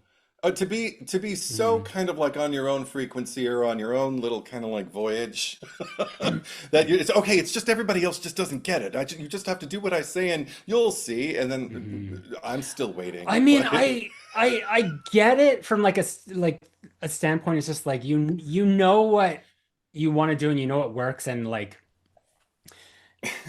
like people pushing back on you is sort of like it's an interruption. It's just sort of like you're making this harder, you're making this take longer. But on the same token, it's good to like have pushback sometimes. It's hmm. good for Yeah, someone to step in and just be like, I think that we need to yeah, reconsider some things here, like have conversations. And yeah. I don't know how many were had here. I think that, from what I took away from like the featurette when they were talking about this movie is that there was a lot of free reign that was given to do this because it was just sort of like they're like we had a lot of success. We made $100 million from the first movie on like a $14 million budget, so we're in a really good position. And they talked amongst themselves as a studio, and they're like, okay, we want it set at a film school, and they were like they fell in love with that idea first, and they just kind of stuck with it before really kind of like fleshing it out and understanding like, does this work for this franchise? Does it work for this? But it's one of those things where you can, in a development stages, one wrong decision Hmm. could affect everything. It just like has this domino effect. Yep. And sometimes you have to go back and like you change one thing or even like a little thing, and it might just like open up this entirely new Hmm. idea of something that like works better. And it felt like they really kind of shoehorned themselves into what this was early on, and we're kind of content, like we're not doing anything else. It's going to be this. And then it was just sort of like, okay, make this movie. Yeah. And it went down from there. And I don't think that they're like really had any pushback because in their minds they're like, we already like this. Yeah. And then when the product was done, I think that they were probably nervous. Hmm. Um and that's why they commissioned this extra scene. By the way, I didn't mention this, but the writer Silvio Horta Horta? Yeah. of the original urban legend, they actually went to him and they're like, "Can you write this a scene for us that we can put in?" Oh So my so God. he actually, I don't know if he's credited as a writer on this, but he wrote the whole kidney heist scene in the movie, Oh which is my why it feels God. so disjointed from everevering else and why like it Yeah. works. But yeah, it's Um, for the most part, it's really, really effective. yeah. Yeah. I mean, Um, keep going, sorry. no, go ahead. I mean, there are plenty of moments where I laugh out loud, for better or for worse. But I mean, where this movie does kind of like, I don't even know if swing for the fences is appropriate, but it's just kind of like on its own rails, Hmm. and I am falling off of them with laughter. Like one of them was just, I mean, something as simple as just the ridiculousness of the confrontation between what's it, Toby, Captain Bang's director Hmm. man, gets it all into Amy's face because now she's doing a horror film and he literally says the words, "You stole my genre," and I'm like, okay, okay, okay. You're an idiot. You are in film school, you piece of shit. You think if you pick a genre, nobody else can pick this genre. It's mine. How many people are in their fucking class too? It looks like it's a pretty, healthy amount of people. Yeah. Somebody else is probably going to lean, and I mean, considering like the fandom and the amount of people who are fans of horror who want to pursue careers, behind the scenes in that genre. I don't know. I thought that was actually kind of funny with him getting all territorial. Yeah. I Because I mean, liked that character. I thought that like everything that he was bringing was like he was one of the components of the movie that worked, and he kind of disappears for a while, I know it was and that I was was upsetting but because he was a good like Regina George energy, like from Mean but but Girls but for he me. but he disappears in a way that's not like a red herring because you already mentioned like No. there are no red herrings in this movie. Had they actually like put some thought into making someone that like he could have been that like he could have been like the Mickey who disappears for 45 minutes and shows Sure. up again or anything. But I mean, like, had he been the killer, but it's I don't know, like the line that I love, I posted it on my Instagram when he's tied up to the chair and they're when Professor Solomon comes in and they're trying to say like he's the killer, like Toby's the killer, and yet it's just like you did the sound on my movie. Blah, blah, blah. He's like, no, I did not do the sound on your movie, you fake suicide psycho. Yeah, yeah. That was a good line. I like It's a that. great line, and the delivery that Anson Mount, I just want to say, so I've met him. I served Oh, him at that restaurant that I used to work at because he was doing a series called Hell on Wheels out here okay. in Calgary. I've never seen it, but I know that he was here for I guess like 3 years or however long it went on for. But I just remember like I served him one time and I didn't remember that he was in this movie. And I didn't really talk to him because I don't like, you meet people and you don't know, like, do they Yeah, want to be disturbed or whatever, like, especially when you're serving them. yeah. But I had just seen a movie that he did maybe like a year or two before that. It was like some like SEAL team thing. Oh, And okay. because he looks very different now, or this would have been like 10 years ago at this point, but he looked Okay. very different. But he had just done that. So I recognized him. And the whole time I wanted to be like, you're an actor. Like, I know, like, you, we're in this thing. But now I feel like if like today, if I had gone out to him and like, hey, you did this Urban Legends movie. Like, Yeah. what do you think about it? Like, sort of like just like I would probably ask him Yeah. at this point. But unfortunately, I didn't know that. I did not remember that he was in this. But he was also in that Britney Spears movie, Crossroads. Oh, really? Yeah, he was Okay. the love interest. The one where Kim Cattrall's her mom. I'd never seen it actually. Oh, okay. Yeah, Spoilers for Crossroads. Kim Cattrall's the mom. Yeah. Yeah, well, she's like I don't even remember, but she's like looking for her mom or something, and then she meets her, and Oh, she's Kim Cattrall, and she's very not interested in having a daughter. So mm, okay. anyway, poor broken-hearted Brittany. Anyway, back to this movie. No, like I think he comes off actually like really, really well, in terms of like, I mean, playing an effective prick on screen. And he stands out among the pricks that we get introduced to. I also another point that made me laugh was just like after Lucky Scrunchy gets it, and then we're watching the footage, and they're all sitting there. And I can see what you're going for. There's maybe supposed to be tension going on, but I couldn't stop laughing when Amy's kind of like, wait, this isn't my footage. What is that? And they're just kind of like, well, whatever it is, it's great. I like it. And they're all sitting there, and it never once enters anyone's head that, like, I mean, that's the thing. I think maybe that's how you build tension, is like maybe you set it up like that, and then slowly it starts to dawn on them one person at a time, like, wow, that looks really real. Like just, Hmm. and it slowly kind of rolls over each person until maybe there's only one person by the end of, the entire clip who is in complete denial about the fact that it's fake, but everybody else agrees. That actually would have been kind of interesting, because that's another thing I don't like in my slasher films, particularly when by and large the majority of people on screen are all in denial until like basically like it's too late for them, any of them, to do anything. And Hmm. it wasn't only doing that, but it was like, again, I had to wonder, like, am I supposed to be laughing? I mean, I'm laughing, but I don't think I'm laughing for the reasons this director wanted me to. I'm just kind of laughing at the ridiculousness. And then because they sat through the whole reel. And she's the only one who wants to go to like the little filmy student guy and ask him like, what happened to the reel here? And he's like, and that's it. It's just completely abandoned. Then we move on. And that's when, isn't that when? Yeah, that's when Amy ends up meeting Trevor, and that made me laugh. Just the reveal, because I had completely forgotten that there was a twin in this, and that's what brings it to a point of soap opera ishness for me, and inescapable. Yeah.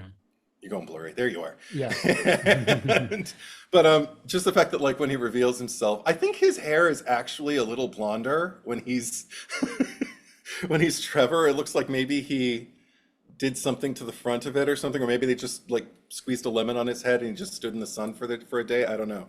But yeah, there's something about like their exchanges that, number one, like you're right, they have no chemistry, but I was laughing just because of, I know Jennifer Morrison from House, MD. She's a good actress. And I don't know, again, we never know the story of like, the day on set and how much help you have from the director. And if you haven't properly rehearsed your staging, sometimes things can feel awkward. And if you haven't rehearsed at all and you're just delivering the lines, sometimes it works great and things are just spontaneous. And sometimes it's just like, I'm an actor without any footing. So it's just going to kind of be what it is, but there's no clear focus in this scene. So it's just going to kind of be what it is. And I feel like that's what happened. But it still makes me laugh because she's got this incredible nasal ping when she delivers lines like, can you say anything to the police? Why not? Like there's just, again, no stakes to anything that's happening, but there Yeah. is implied melodrama because even in another scene where they're talking to each other, they're doing this breathy tone where they're just exchanging lines with each other like this, like there's something very intense going on. And I'm just like, I couldn't care less, but I think you guys are hilarious. It's really sweet watching you like do something that's just like this shy of like a CSI episode or something like Mm. that. Does that make Uh, sense? no, it does. Adrian Phillips, what's the better movie with no red herrings? Urban Legends Final Cut or Scream 6? You knew it would come up eventually. I think that, well, Ooh. I think Scream 6 is a better movie than this. Yeah, I do too. I think that there are red herrings in Scream 6, they're just very poorly executed. So I think that in terms of like having like no red herrings versus like red herrings that just aren't well executed, I would prefer to have the red herrings, no matter how. But I'd argue that these are poorly executed as well, just in terms of like again, like the little long-haired kid who's kind of like introduced in the beginning as being jealous, like while he's just kind of like muttering to himself while awards are being given out, just like, oh, you're the best, you're gonna get a great award, you're a good director. And you're just kind of like, oh, okay, so we're supposed to think that he might be the killer, okay, When and did he do then. this? What? It happened somewhere toward the beginning. I wrote the note. Hold on, let me find it here. Um, set up the jealous. Just wrote set up the jealous film student as a red herring. It was somewhere in between Joey Lawrence complaining about someone else's acting ability. I guess he was talking about Sandra, and Yeah. the introduction to Loretta Devine. So it was pretty early. And he was like Oh, standing apart from people, and he was just kind of muttering to himself, and it just kind of made me think like, oh, and he was like a skinny kid, pale with long hair. He's the same one yeah. who's like the No, shooter in the movie at the end of the movie, yeah, and yeah. even then, No, that like it's but supposed to be like, oh, but so now he's gonna take his revenge, but and then he felt like the most like one of the most tenuous characters because it was just like he was almost like the creepy janitor level of character from the first movie, but like the creepy janitor was like doing stuff, yeah, whereas this guy was just sort of there a lot, and they put a lot of focus on him, but it just yeah, like I think his name was like Kevin or something. And I keep surprised I remember that if it is right, but like I didn't know anything about him other than it's just like he's a PA, not a slave, and it's just like hmm whatever the line was. But back to the Amy yeah, and Trevor Travis, whatever, I don't yeah, know. yeah. Oh God. Because Okay. Yes, please. there's like this whole thing.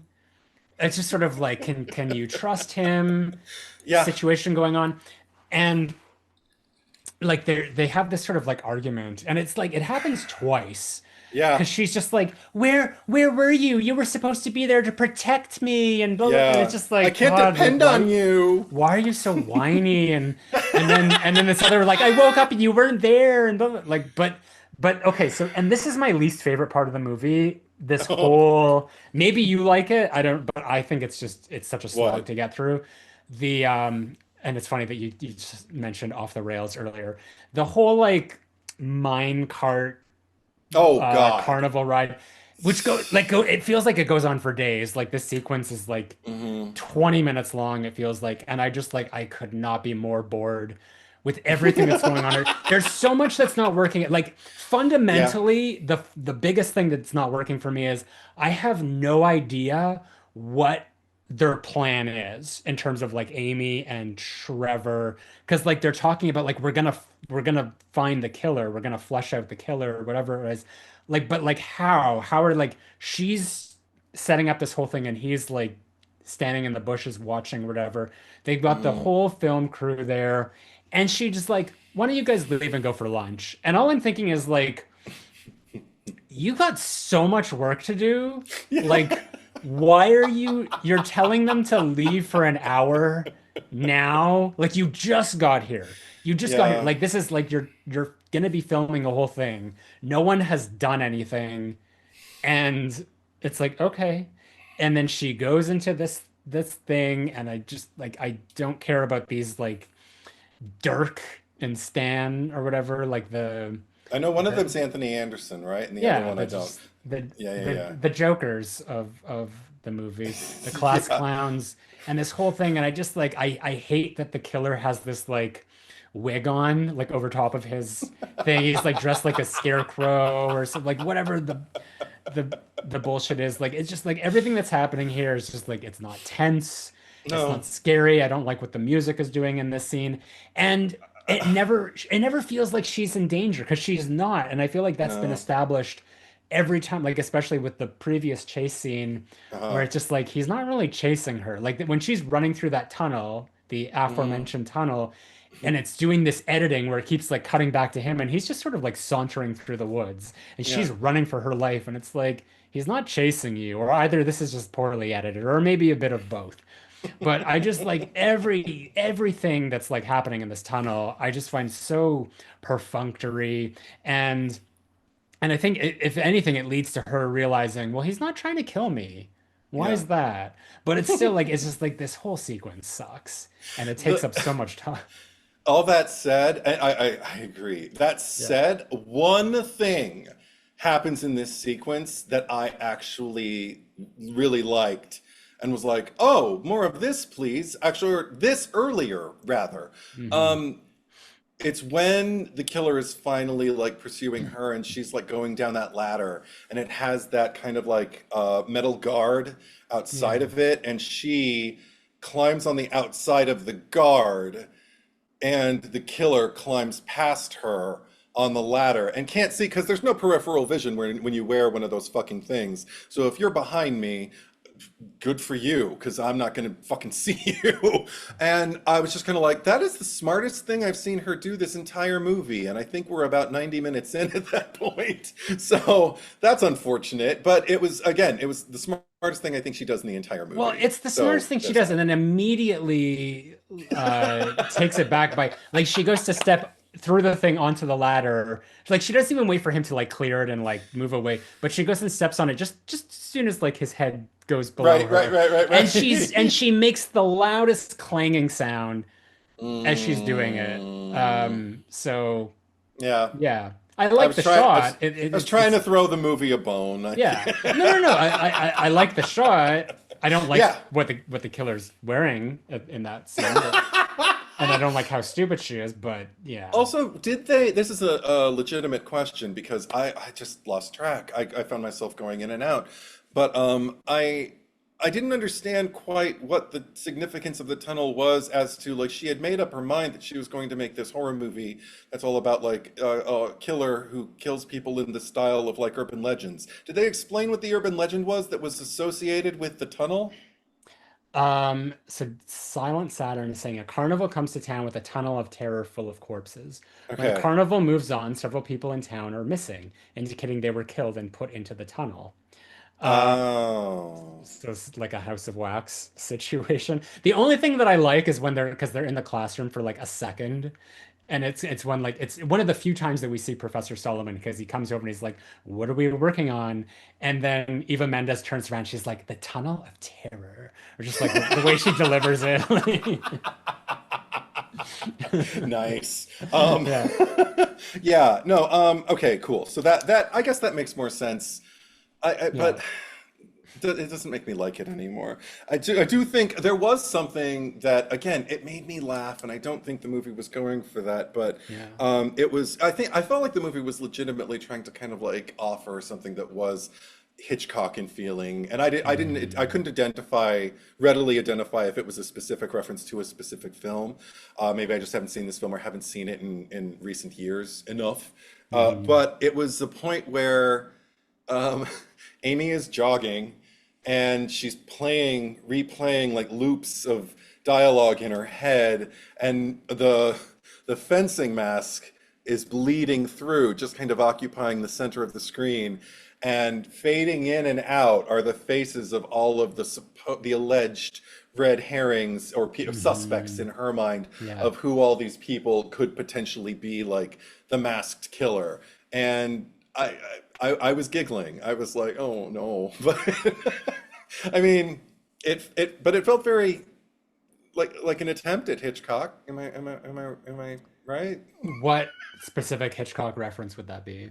I don't know. But I mean, it just Um, felt like instead of in the sense of just kind of like setting up like an emotional or a psychological claustrophobia and paranoia where you're just kind of like besieged by things that you can't shake, which is basically like what this character would be doing at that point in the movie. So brava for yeah. that. But I I mean, mean, it's kind of like the Scream 5 promotional material where like every character had like the ghost face mask or something like that, but just okay. not. And I don't think that during that sequence, Professor Solomon, like the actual killer, was shown or featured there, so she just wasn't even thinking of him like Right. uh Well, on none her of us were mind, thinking but of him. I remember the first time I saw the movie when it was revealed it was him. I was like, "Oh, really? All right." um, is it like kind of because he's there, he shows up throughout the movie.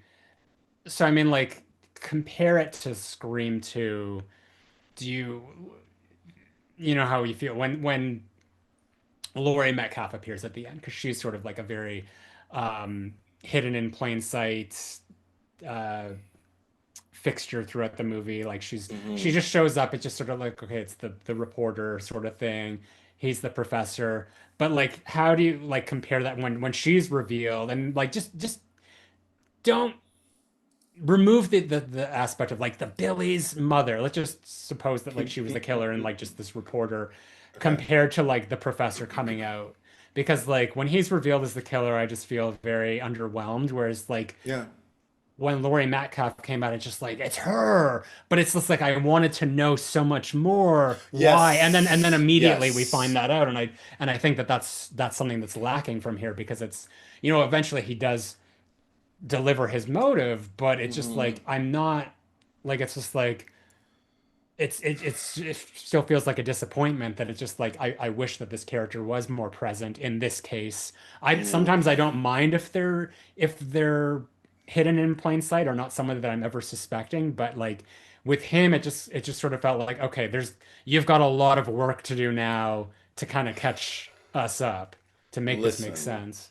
listen, I wouldn't be going here if the filmmaker hadn't said that Scream 2 and Scream 3's killer reveals didn't quite make sense the way his does. So that here we're going.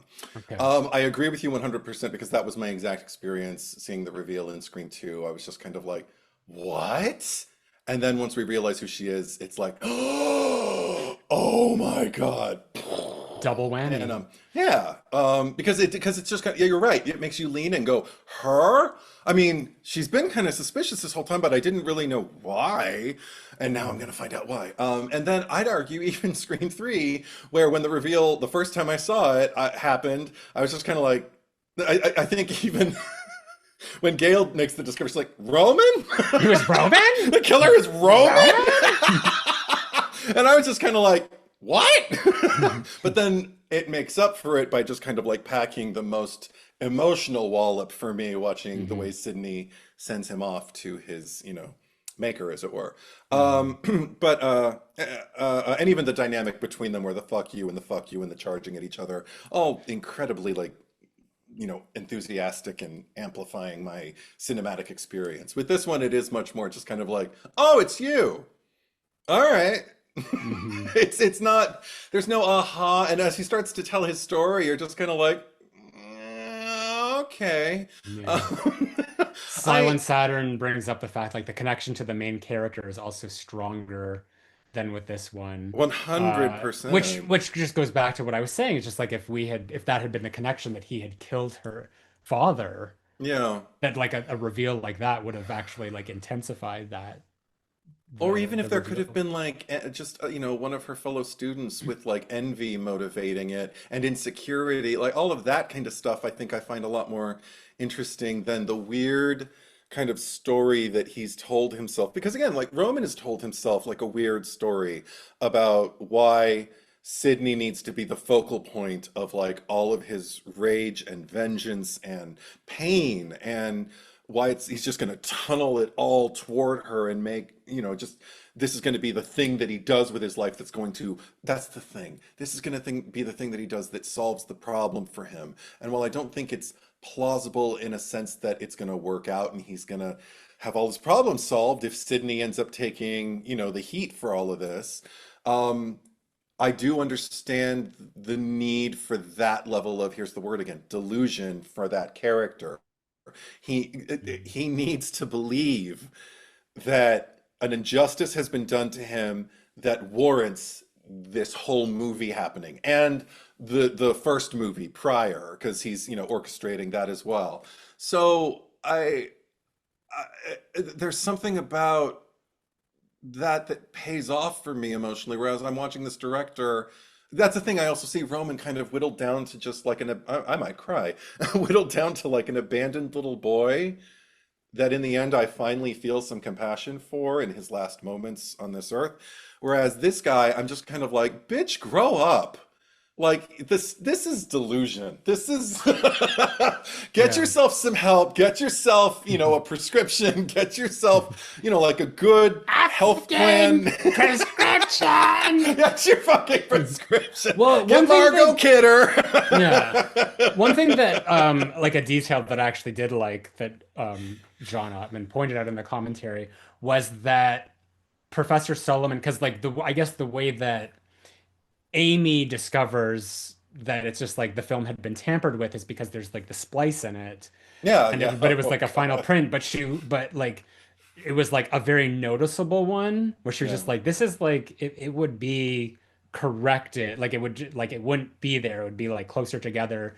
So he was just commenting on like this is how bad Professor Solomon is at like filmmaking that he couldn't even properly put that together to like fake it to make it look like something because he doesn't like know how to do that. I see. If you're gonna make, why make your villain bad at being a villain? Yeah. Why is that? I mean, again, if there's one way in which they trip up and that's the way that's identified and everything like that, that can be interesting. But the plain fact of the Mhm. matter is he's just not that bright.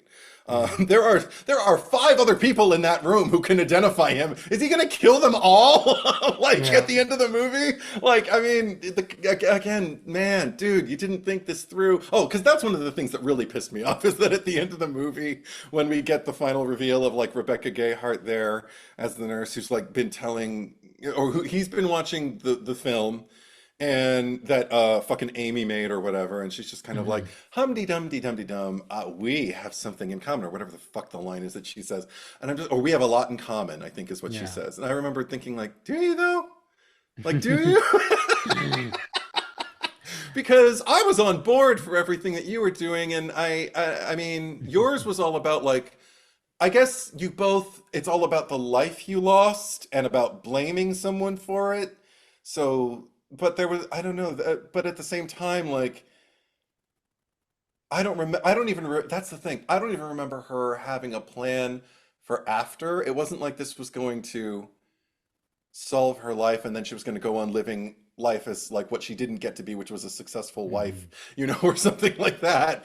She was just nuts. She was just kind of like, in the moment, just motivated by her rage and strategizing as much as she can. But I never really got the impression, and you can tell me, you're more familiar with the first movie than I Mhm. am, that she had a plan for the next step afterward. Whereas he was kind of like thinking, and I'll be set. I'll be this great filmmaker, and no one will ever notice what a shitty filmmaker I am because I'll never have to make a movie of my own after I pass that brilliant student film off as my own. I don't know. It made me upset. I like that she was there, and again, Mhm. I respect Ottman for tipping his hat as often as he does to Hitchcock, and by playing the Hitchcock Presents, music while she's pushing him in a wheelchair in a nursing uniform. Um, I'm so ready to turn it off at that point, though. Is what I'm saying. Well, I mean, the thing is, it's like it's sorry, what was the question, by the way? The question was, did she? Oh, well, I guess the first question was just like, did she have a plan for after, like what her life was going to be after she achieved, Well, everything in the first movie. Amethyst is saying Brenda had no plan. I have already tried therapy. Obviously, it did me no good, Natalie. Right, right, right, So I think right. it was just sort of like instant gratification of just like getting revenge. And what was the second question?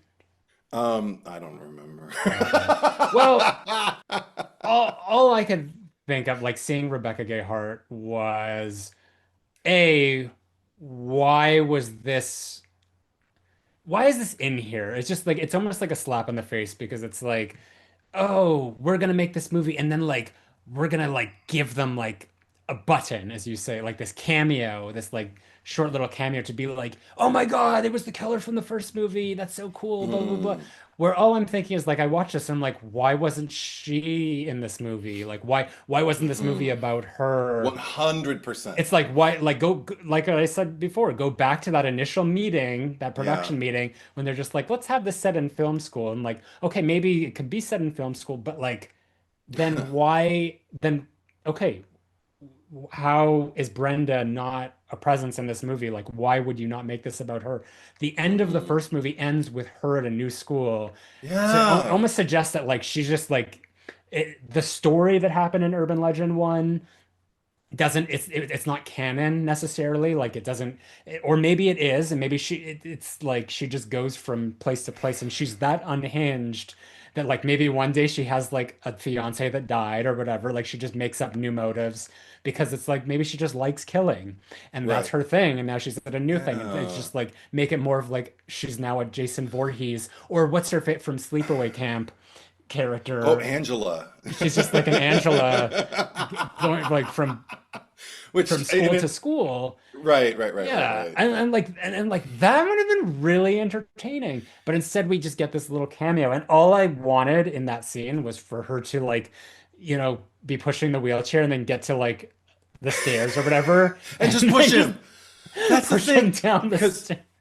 yes, because Amethyst just actually answered your question about my question. The second question Yeah. that I had was, I think we have a lot in common. I asked, do you?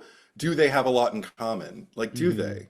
And I don't think they do. Or if they do, it's all the bad stuff because I don't see why would she team up with him because he doesn't seem like a big cooperator and neither is she. She Mhm. obviously needs to be in the driver's seat and everything that's happening. So why would they conspire with each other? Because it's not going to be a harmonious partnership, I guess, is what I'm seeing. So yeah, I agree with And what's you. he It gonna would have do? been He's incapacitated. yeah, it He would have can been hilarious barely if she... like he has no motor skills. So wait, is the maybe that's the plan? Maybe the plan is to like nurse him back to health, like get him like, holding like bars and like walking across them, regaining like the ability to walk and function as a human being. So That then they was gonna can be be the the third movie third where movie. we're gonna get revenge on Alicia Witt and Jennifer Morrison. Oh my God, together They're with their gonna Wonder Twin powers they're gonna activate. team up and they're gonna team up. Yeah. I would have Um, watched that. I would have watched that movie, but yeah. nobody's ever going to make that movie. Obviously, there's a third one already that I think was direct to video, Bloody wasn't it? Mary, yeah, Yeah. with Kate Mara. Oh boy. Never seen it, Me but neither. I I'm not it came optimistic. out around the same time, and I might have been like the same studio as I'll Always Know What You Did Last Summer. So Uh-huh. I've heard it's better than that, but I don't know. Should we Yeah. watch it? We'll let everyone weigh in on that. But we didn't. I guess like one thing that we'll talk about, and then we'll probably get to the cherry picker. But Okay.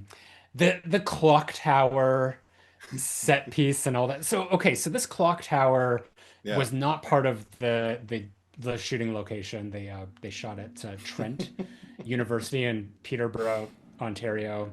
So Okay. whatever, like this Alpine University is like the setting in this movie. So they Okay. built this clock tower, and it's kind of I think it cost like $150,000 for them to construct. And like I was saying before, they were going for like a very specific vision for this campus as compared to the urban legend one. But I already feel like there's this dissonance with this bell tower because even though it has this like it almost looks like House on Haunted Hill, 1999, your favorite. Hmm. And um it aesthetically fits the vibe of the movie, but the fact that it's like a bell tower, that in and of itself feels very gothic. So Yeah. it's just like it feels like it's going against the grain of what this location is. And they go in here, and I guess like the whole purpose of it was just another Hitchcock reference with this like the vertigo of it all. Yeah. And this scene, because this is sort of like I guess like you talked about it before, Eva Mendes's big moment, and then she's like killed off. And Oh boy. again, it's like this reveal where Amy comes in and like a Bond villain, Eva Mendes turns around in this chair. And I hate the editing in this scene because they like cut it into three different shots and they keep cutting back to Amy's face. And it's just like I don't care what her face is doing right now. I want to see who's in the chair. Yeah. And then she's just like, "I got your note." And that's all we ever get with that. It's just like I didn't send you a note. So it's just like the killer is doing these things, and it feels like there's so many contrivances just thrown in, like I said, to just get from point A to point B. Let's just do whatever, come up with whatever. So she sends her this note because supposedly she's revealed like that she has feelings for her, and Eva Mendes was like into that and was like gonna hook up with her in this bell tower, which is just like what even then, what was the killer's plan to get Amy there? Because Amy wakes up in this guy's Yeah. bed. He's not there. She goes and Hmm. walks over to the window, and suddenly this light goes on, and that's like a bat signal to her to go to the bell tower now. Like all these weird fucking coincidences lining up randomly. And then this dummy falls onto the Yeah. table, which I guess is Yeah. supposed like this. Eva Mendes character.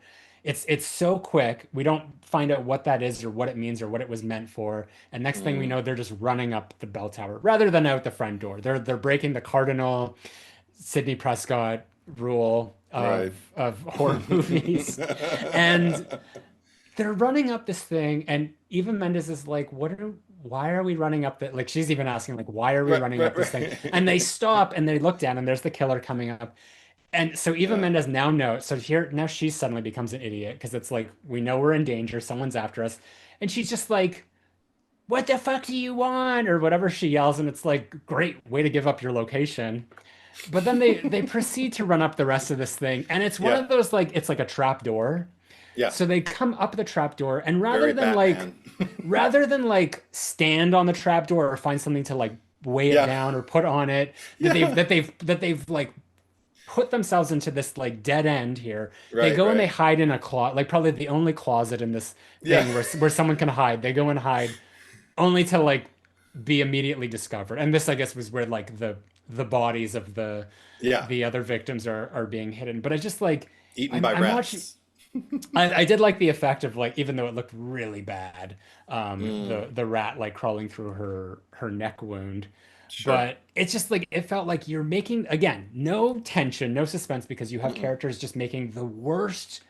decisions, Yeah. and then he like opens the door and he like yanks Eva Mendes out and locks what's her face back in there, and she's just screaming. It's like ah! And it's like showing all these angles. And I swear to God, this fucking tower, and it's probably because they spent $150,000 on it. They have showed this thing in every scene. It feels like every chance they get, they're like, here's this tower. Let's not forget about the bell tower. And in the midst of her like freaking out, just in case you forgot where they are, let's do a wide, far away establishing shot of this Yeah. tower again. And it's just like, what is this movie doing? Um, Yeah. and then she breaks out, and what's her face is hanging there, and she just starts like screaming and running around in circles, and there's birds flying before she she figures out like where she is, and like, okay, let's get out of here. Yeah, and atmosphere, I guess. All in the name of atmosphere. Yeah, An atmosphere. attempt at atmosphere. No, Atmosphere. I agree with you 100%. And I don't really have anything to pile on top of that because it's just you're exactly on the nose. The only thing I guess I can say, I mean, I already said it. It's just like when Eva Mendes' character Vanessa, it's like doesn't she swivel in the chair to like reveal that she's there and everything like that, and Hmm. like kind of does Yeah. like an almost like I knew you were gonna meet me here or something like that. Yeah. To the point where I'm just kind of like wondering, wait, so are you now supposed to be? Because I know you're not the killer, but are we supposed to think for a second? Like that you are, or I even forgot you were in this movie. Like, and you Yeah. pop, but that's it's because of your role. Your role's just so inconsequential. Oh, because that's another thing. Earlier, like when they set up the fact that like Joey Lawrence isn't listening to Amy, because she needs him to record the scream, and he just kind of walks out, and she's like, oh. You know, I guess I was gonna have him do this for me, but he just left or whatever. Eva Mendes is like showing up as a friend, you know, again, kind of like with a glint in her eye that is supposed making you think like, is she supposed to be a red herring? But she's just kind of like, okay, I'll do it, no problem. She's like, no, you go ahead, I'll do this. And it's like, well, wait, you were just like talking about like how this guy like didn't come through for you, and now this friend of yours is going to stand up and like do it, but you'd rather you didn't want that guy to leave, you needed him for it, but now you're telling her no, you've done enough, you just go home. I don't know, there's something about the optics of that. I'm just kind of like, why would you rather take it on yourself when you were just complaining that you needed some help, and now Yeah. you're just pushing help is offering She itself does again. it. It's She does it twice with her yeah. too. Yeah. And then she's the one who's standing there. But I guess the reason why she needs to be there, again, on paper, is so Yeah. when everybody's done screaming, she's the one who hears the muffled screams in her Yeah. equipment. But she's another one. I can't believe I didn't even get into this, but you ticked it for me when we were talking about the her and Travis and Trevor of it all. I think another thing that made me kind of laugh to myself was the fact that like Amy seem to have like a little crush, you know, like an artistic and, you know, like we don't really know each other, but I'd really like to get to know you and then maybe kind of get to know you thing with Travis, brother one. And then Mhm. when he dies, it's sad or whatever, but then Trevor shows up and then all of a sudden, like she has that erotic dream where where he she murders her. Yeah. where he murders her. And she wakes up from it and he's gone.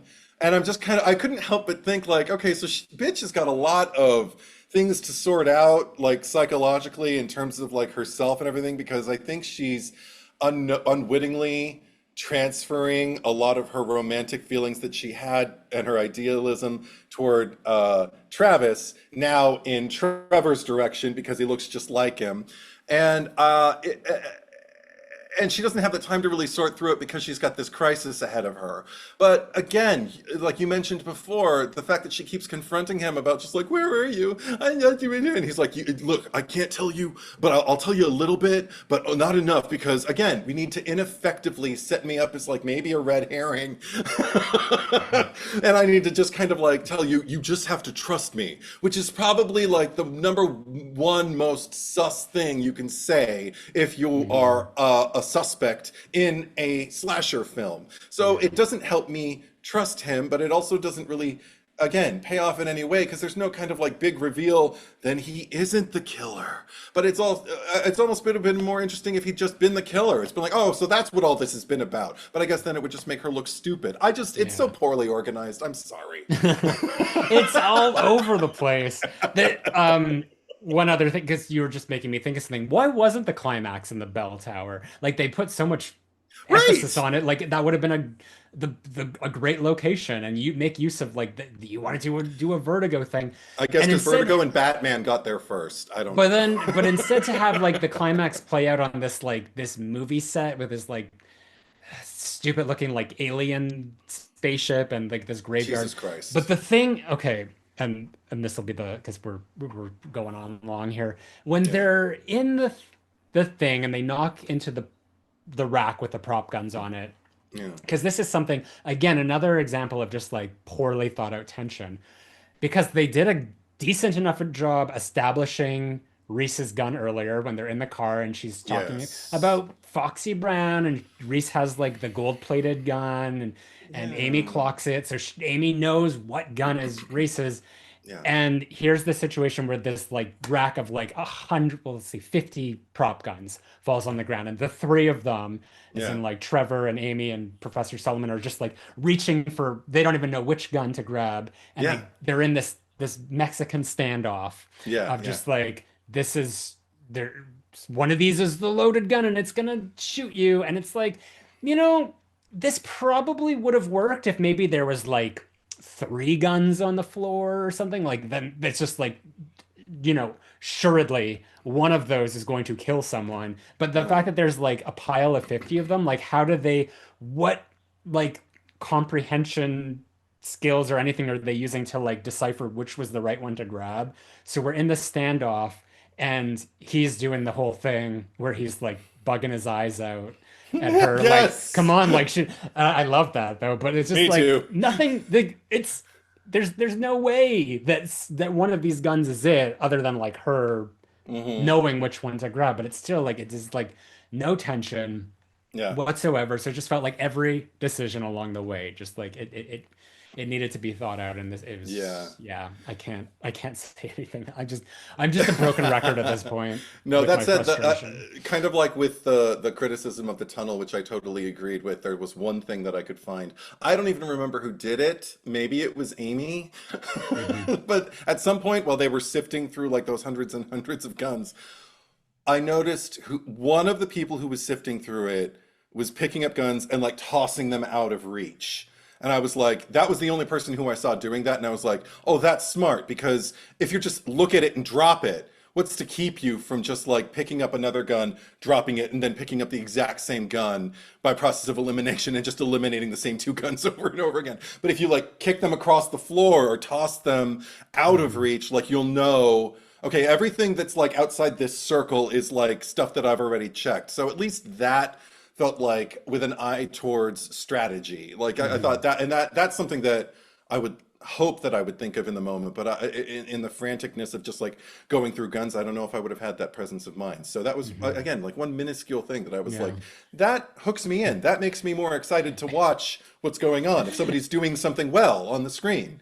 And and then there's poor Reese just standing there watching it all play out rather than going in and grabbing Yes. her own gun. Oh, justice for Yeah. Reese. She didn't even die in this movie, and I still think like she deserved so much better. Yeah. All right. Um, let's get to the cherry picker. It's not like we kill people on purpose.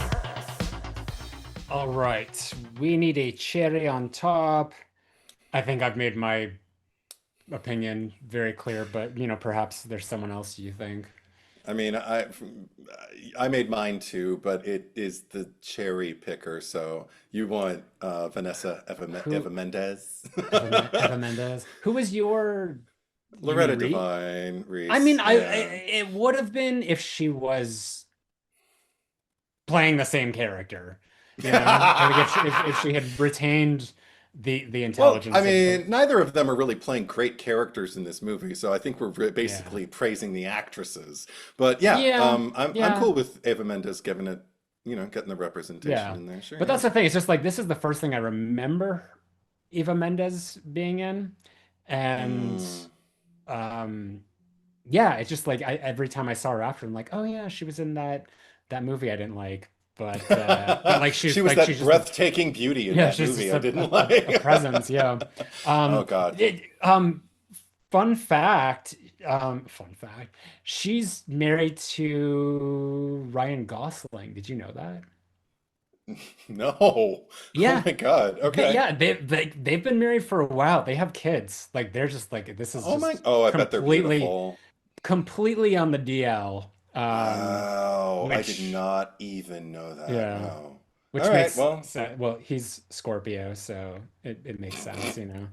what? But just very private Oh, lives. okay. Yeah. Okay. Sure. Okay. Okay. Sure. Okay. Okay, so last week we asked you who deserves to die the most in Yeah. Halloween 2. And across, I got my notes out here just a second.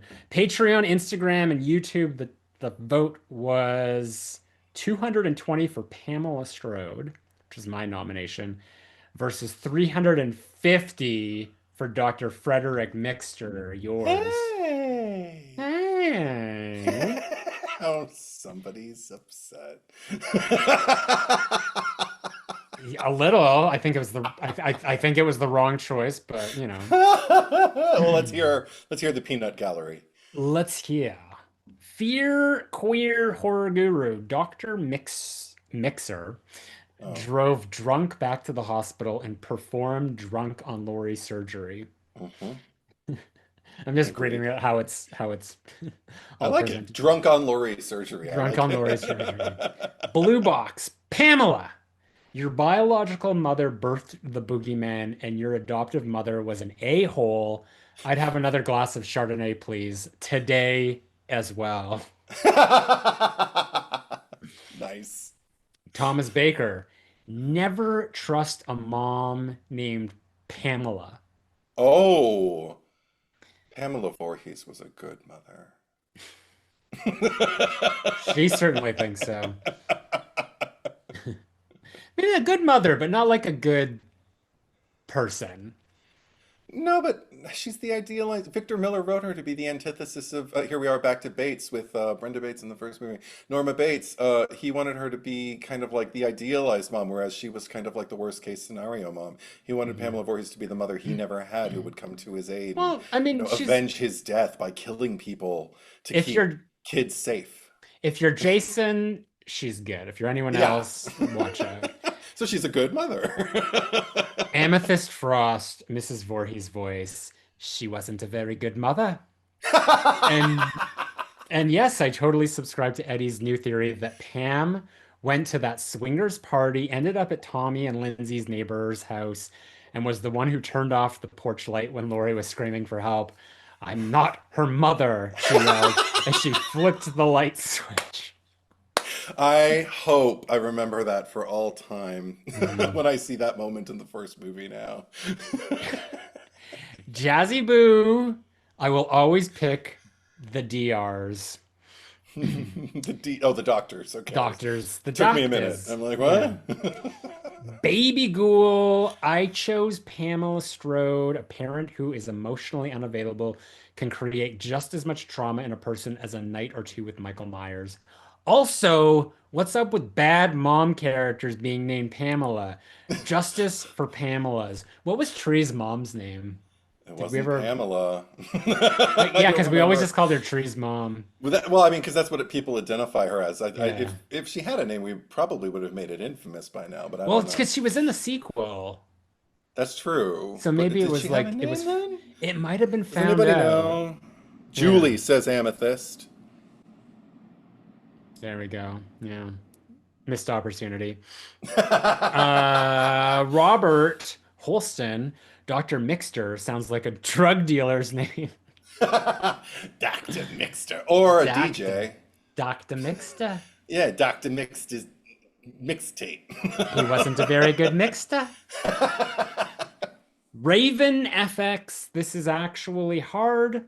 Also, upon my rewatches, I always felt Lori's dad was a bit stern with her when she's just trying to say goodbye for the day. Like, your daughter is headed to Mm. school dressed like a grandmother.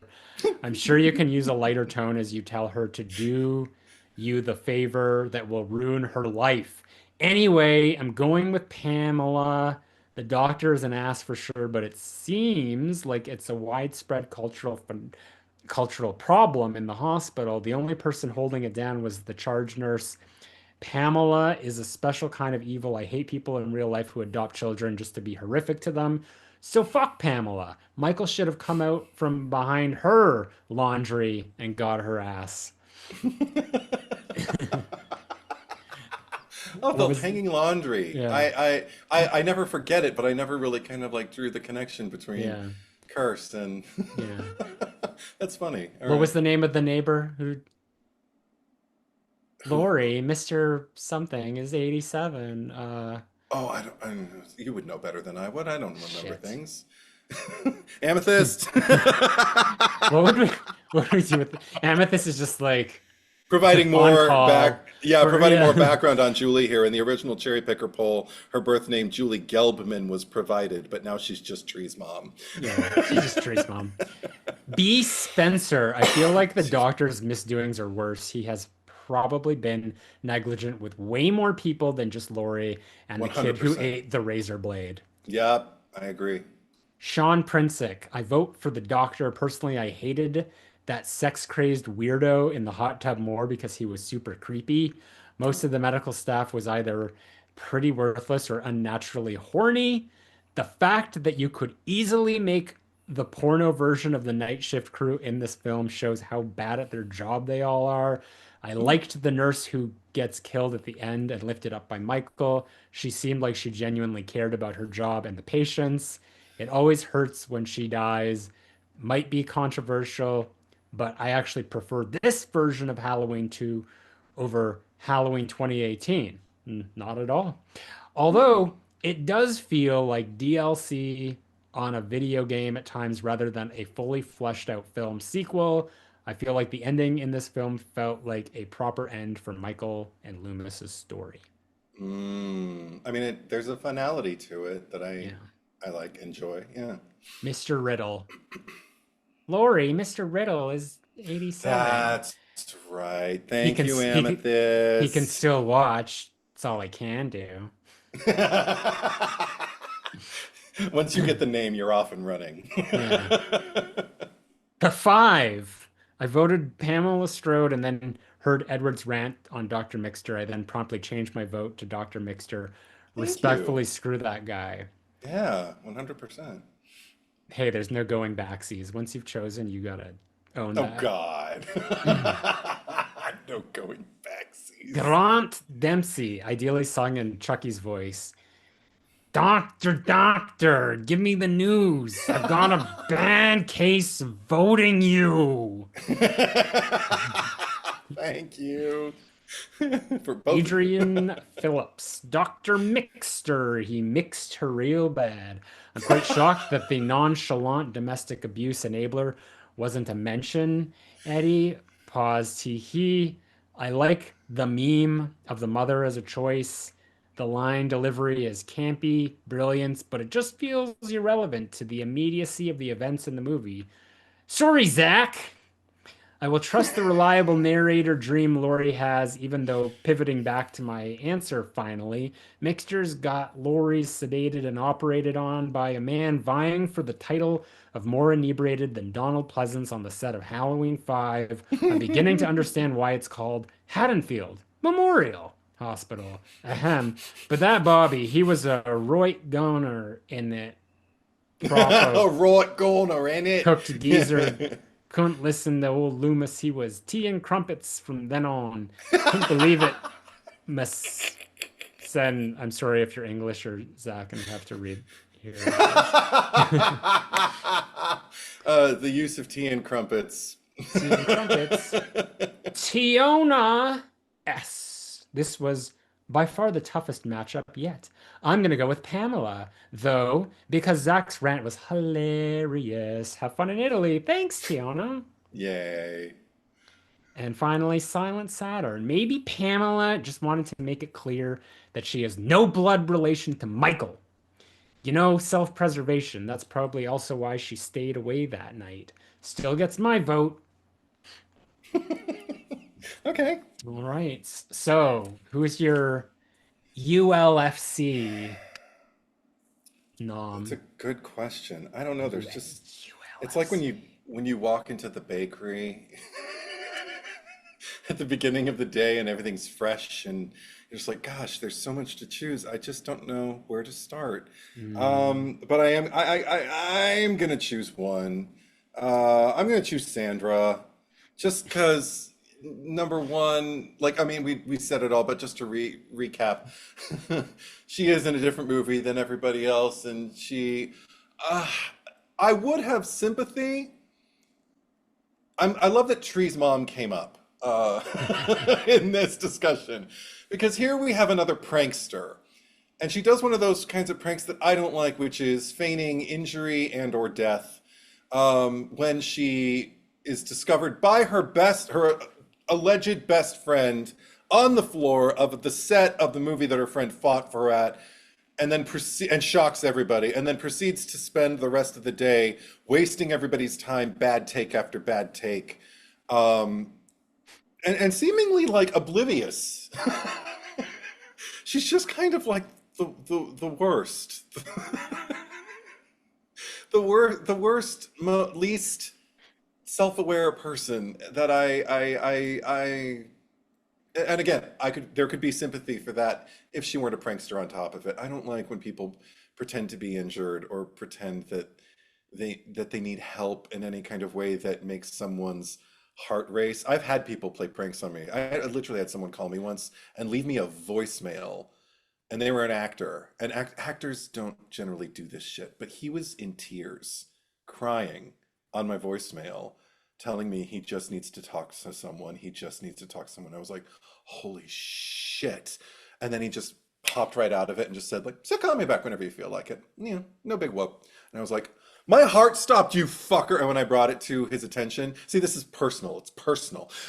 When I brought it to his attention, he acted like it was my problem. He was just kind of like, well, you know, that was your reaction, so it has nothing to do with me. And I was like, okay, we're no longer friends.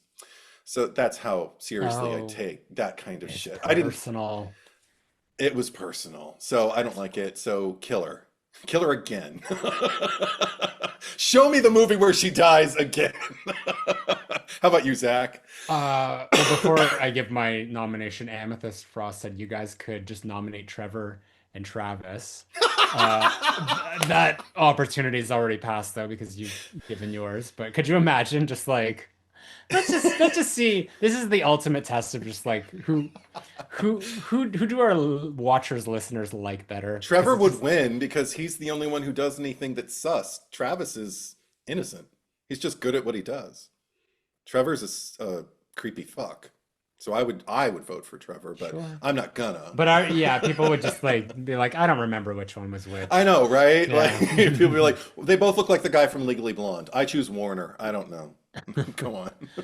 I'm gonna nominate Graham. don't remember his last name at the moment. But Joey Lawrence.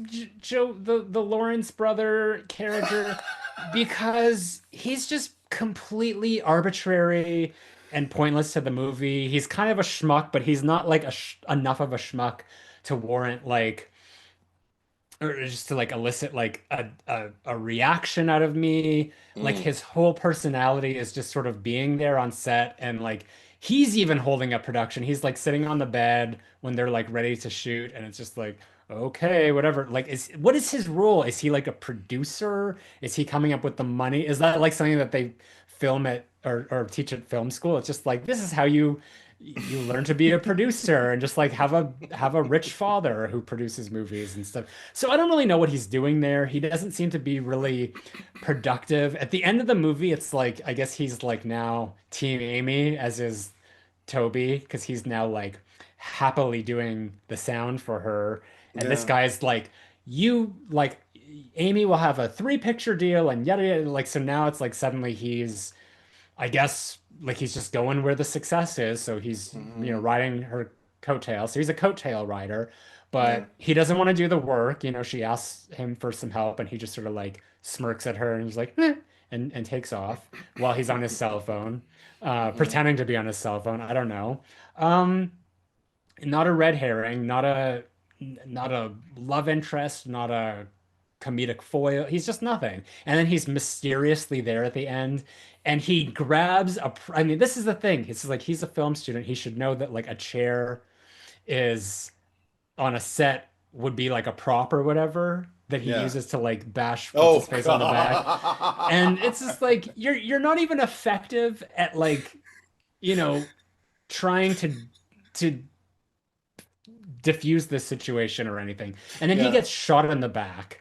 And he's still alive, I guess. But it's like if anyone deserved to die because your nomination already was killed anyway, I'd say that of this fucking bloated finale with six people in this arena and nobody getting killed, Yeah, he should have at yeah. least gotten killed. He was expendable. Can I also just say it's not even a rebuttal, it's just kind of like a trend. I'll do it Yeah. the third time tonight where you kind of go on a tirade about like what you don't like and I just kind of go, but there's one thing. Mhm. The one thing that I did notice about Joey Lawrence's performance as Graham is like while Mhm. he is sneaking up behind the guy and trying to keep like Amy, like, come on, keep distracting him or whatever. He does one point where he is moving the chair and he just pulls the sides of his mouth down, like, oh, don't want to get noticed, don't want to get noticed. It was so authentic. And I was like, oh, he really doesn't want to get caught. I don't know. I thought it was effective. It was one charming little moment, but the rest of it, I totally agree. It was stupid. Yeah. Yeah. Get him out of there. He's not needed. Oh, can't wait to see Anyway, what people decide between these yeah, two. I put the Oh my poll in the God. live chat here for anyone who's currently with us. But if you would like to vote, you can head over to a couple of places. First, you could go to Patreon, where the poll is public. It's free to anyone. You can go over there and you can be a free supporter. But I do ask, please consider upgrading and supporting the podcast and you'll get even more benefits with that. You can also head over to Instagram, follow us there at the Cherry Picker Pod. Polls go up there every week. And Mhm. you can also vote on YouTube. So if you are watching this right now, make sure to subscribe. And if you're listening to us, you could head over and subscribe. And if you prefer to listen and you're watching us, the RSS feed link is in the descriptions down below. So lots of ways that you can consume this bullshit that we present to you every week. Edward, Yeah. where can they find your bullshit? You can find my bullshit on Instagram and Letterboxd and old YouTube videos if you search Edward is Truth, one word, traditional spelling. How about you, Zach? Where can they find you? Main YouTube channel, Zach Cherry, ZACK space CHERRY. Letterboxd and Instagram is Retro Bitch Face, all one word, and Twitter, Zach Cherry 8. We are gone for 2 weeks. As already mentioned, I will be in Italy, and we just would have been taking a break anyway at the end of the month. But when we come back in October, what are we covering next? Do you love me?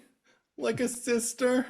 Like a real sister? I Halloween told 4. you, I'm not your sister. Oh my God! It is. Oh, it's somehow incongruous yet Yeah. genetic. Yeah. Anyway, if you're of the Myers bloodline, you will inquire of your adoptive family whether they love you, and they will reject you. yeah. So come back for that, guys. Come back for Halloween 4 next. God, this is probably like the longest podcast that will ever exist on Urban Legends Final Cut. So we hope that you enjoyed your time with us.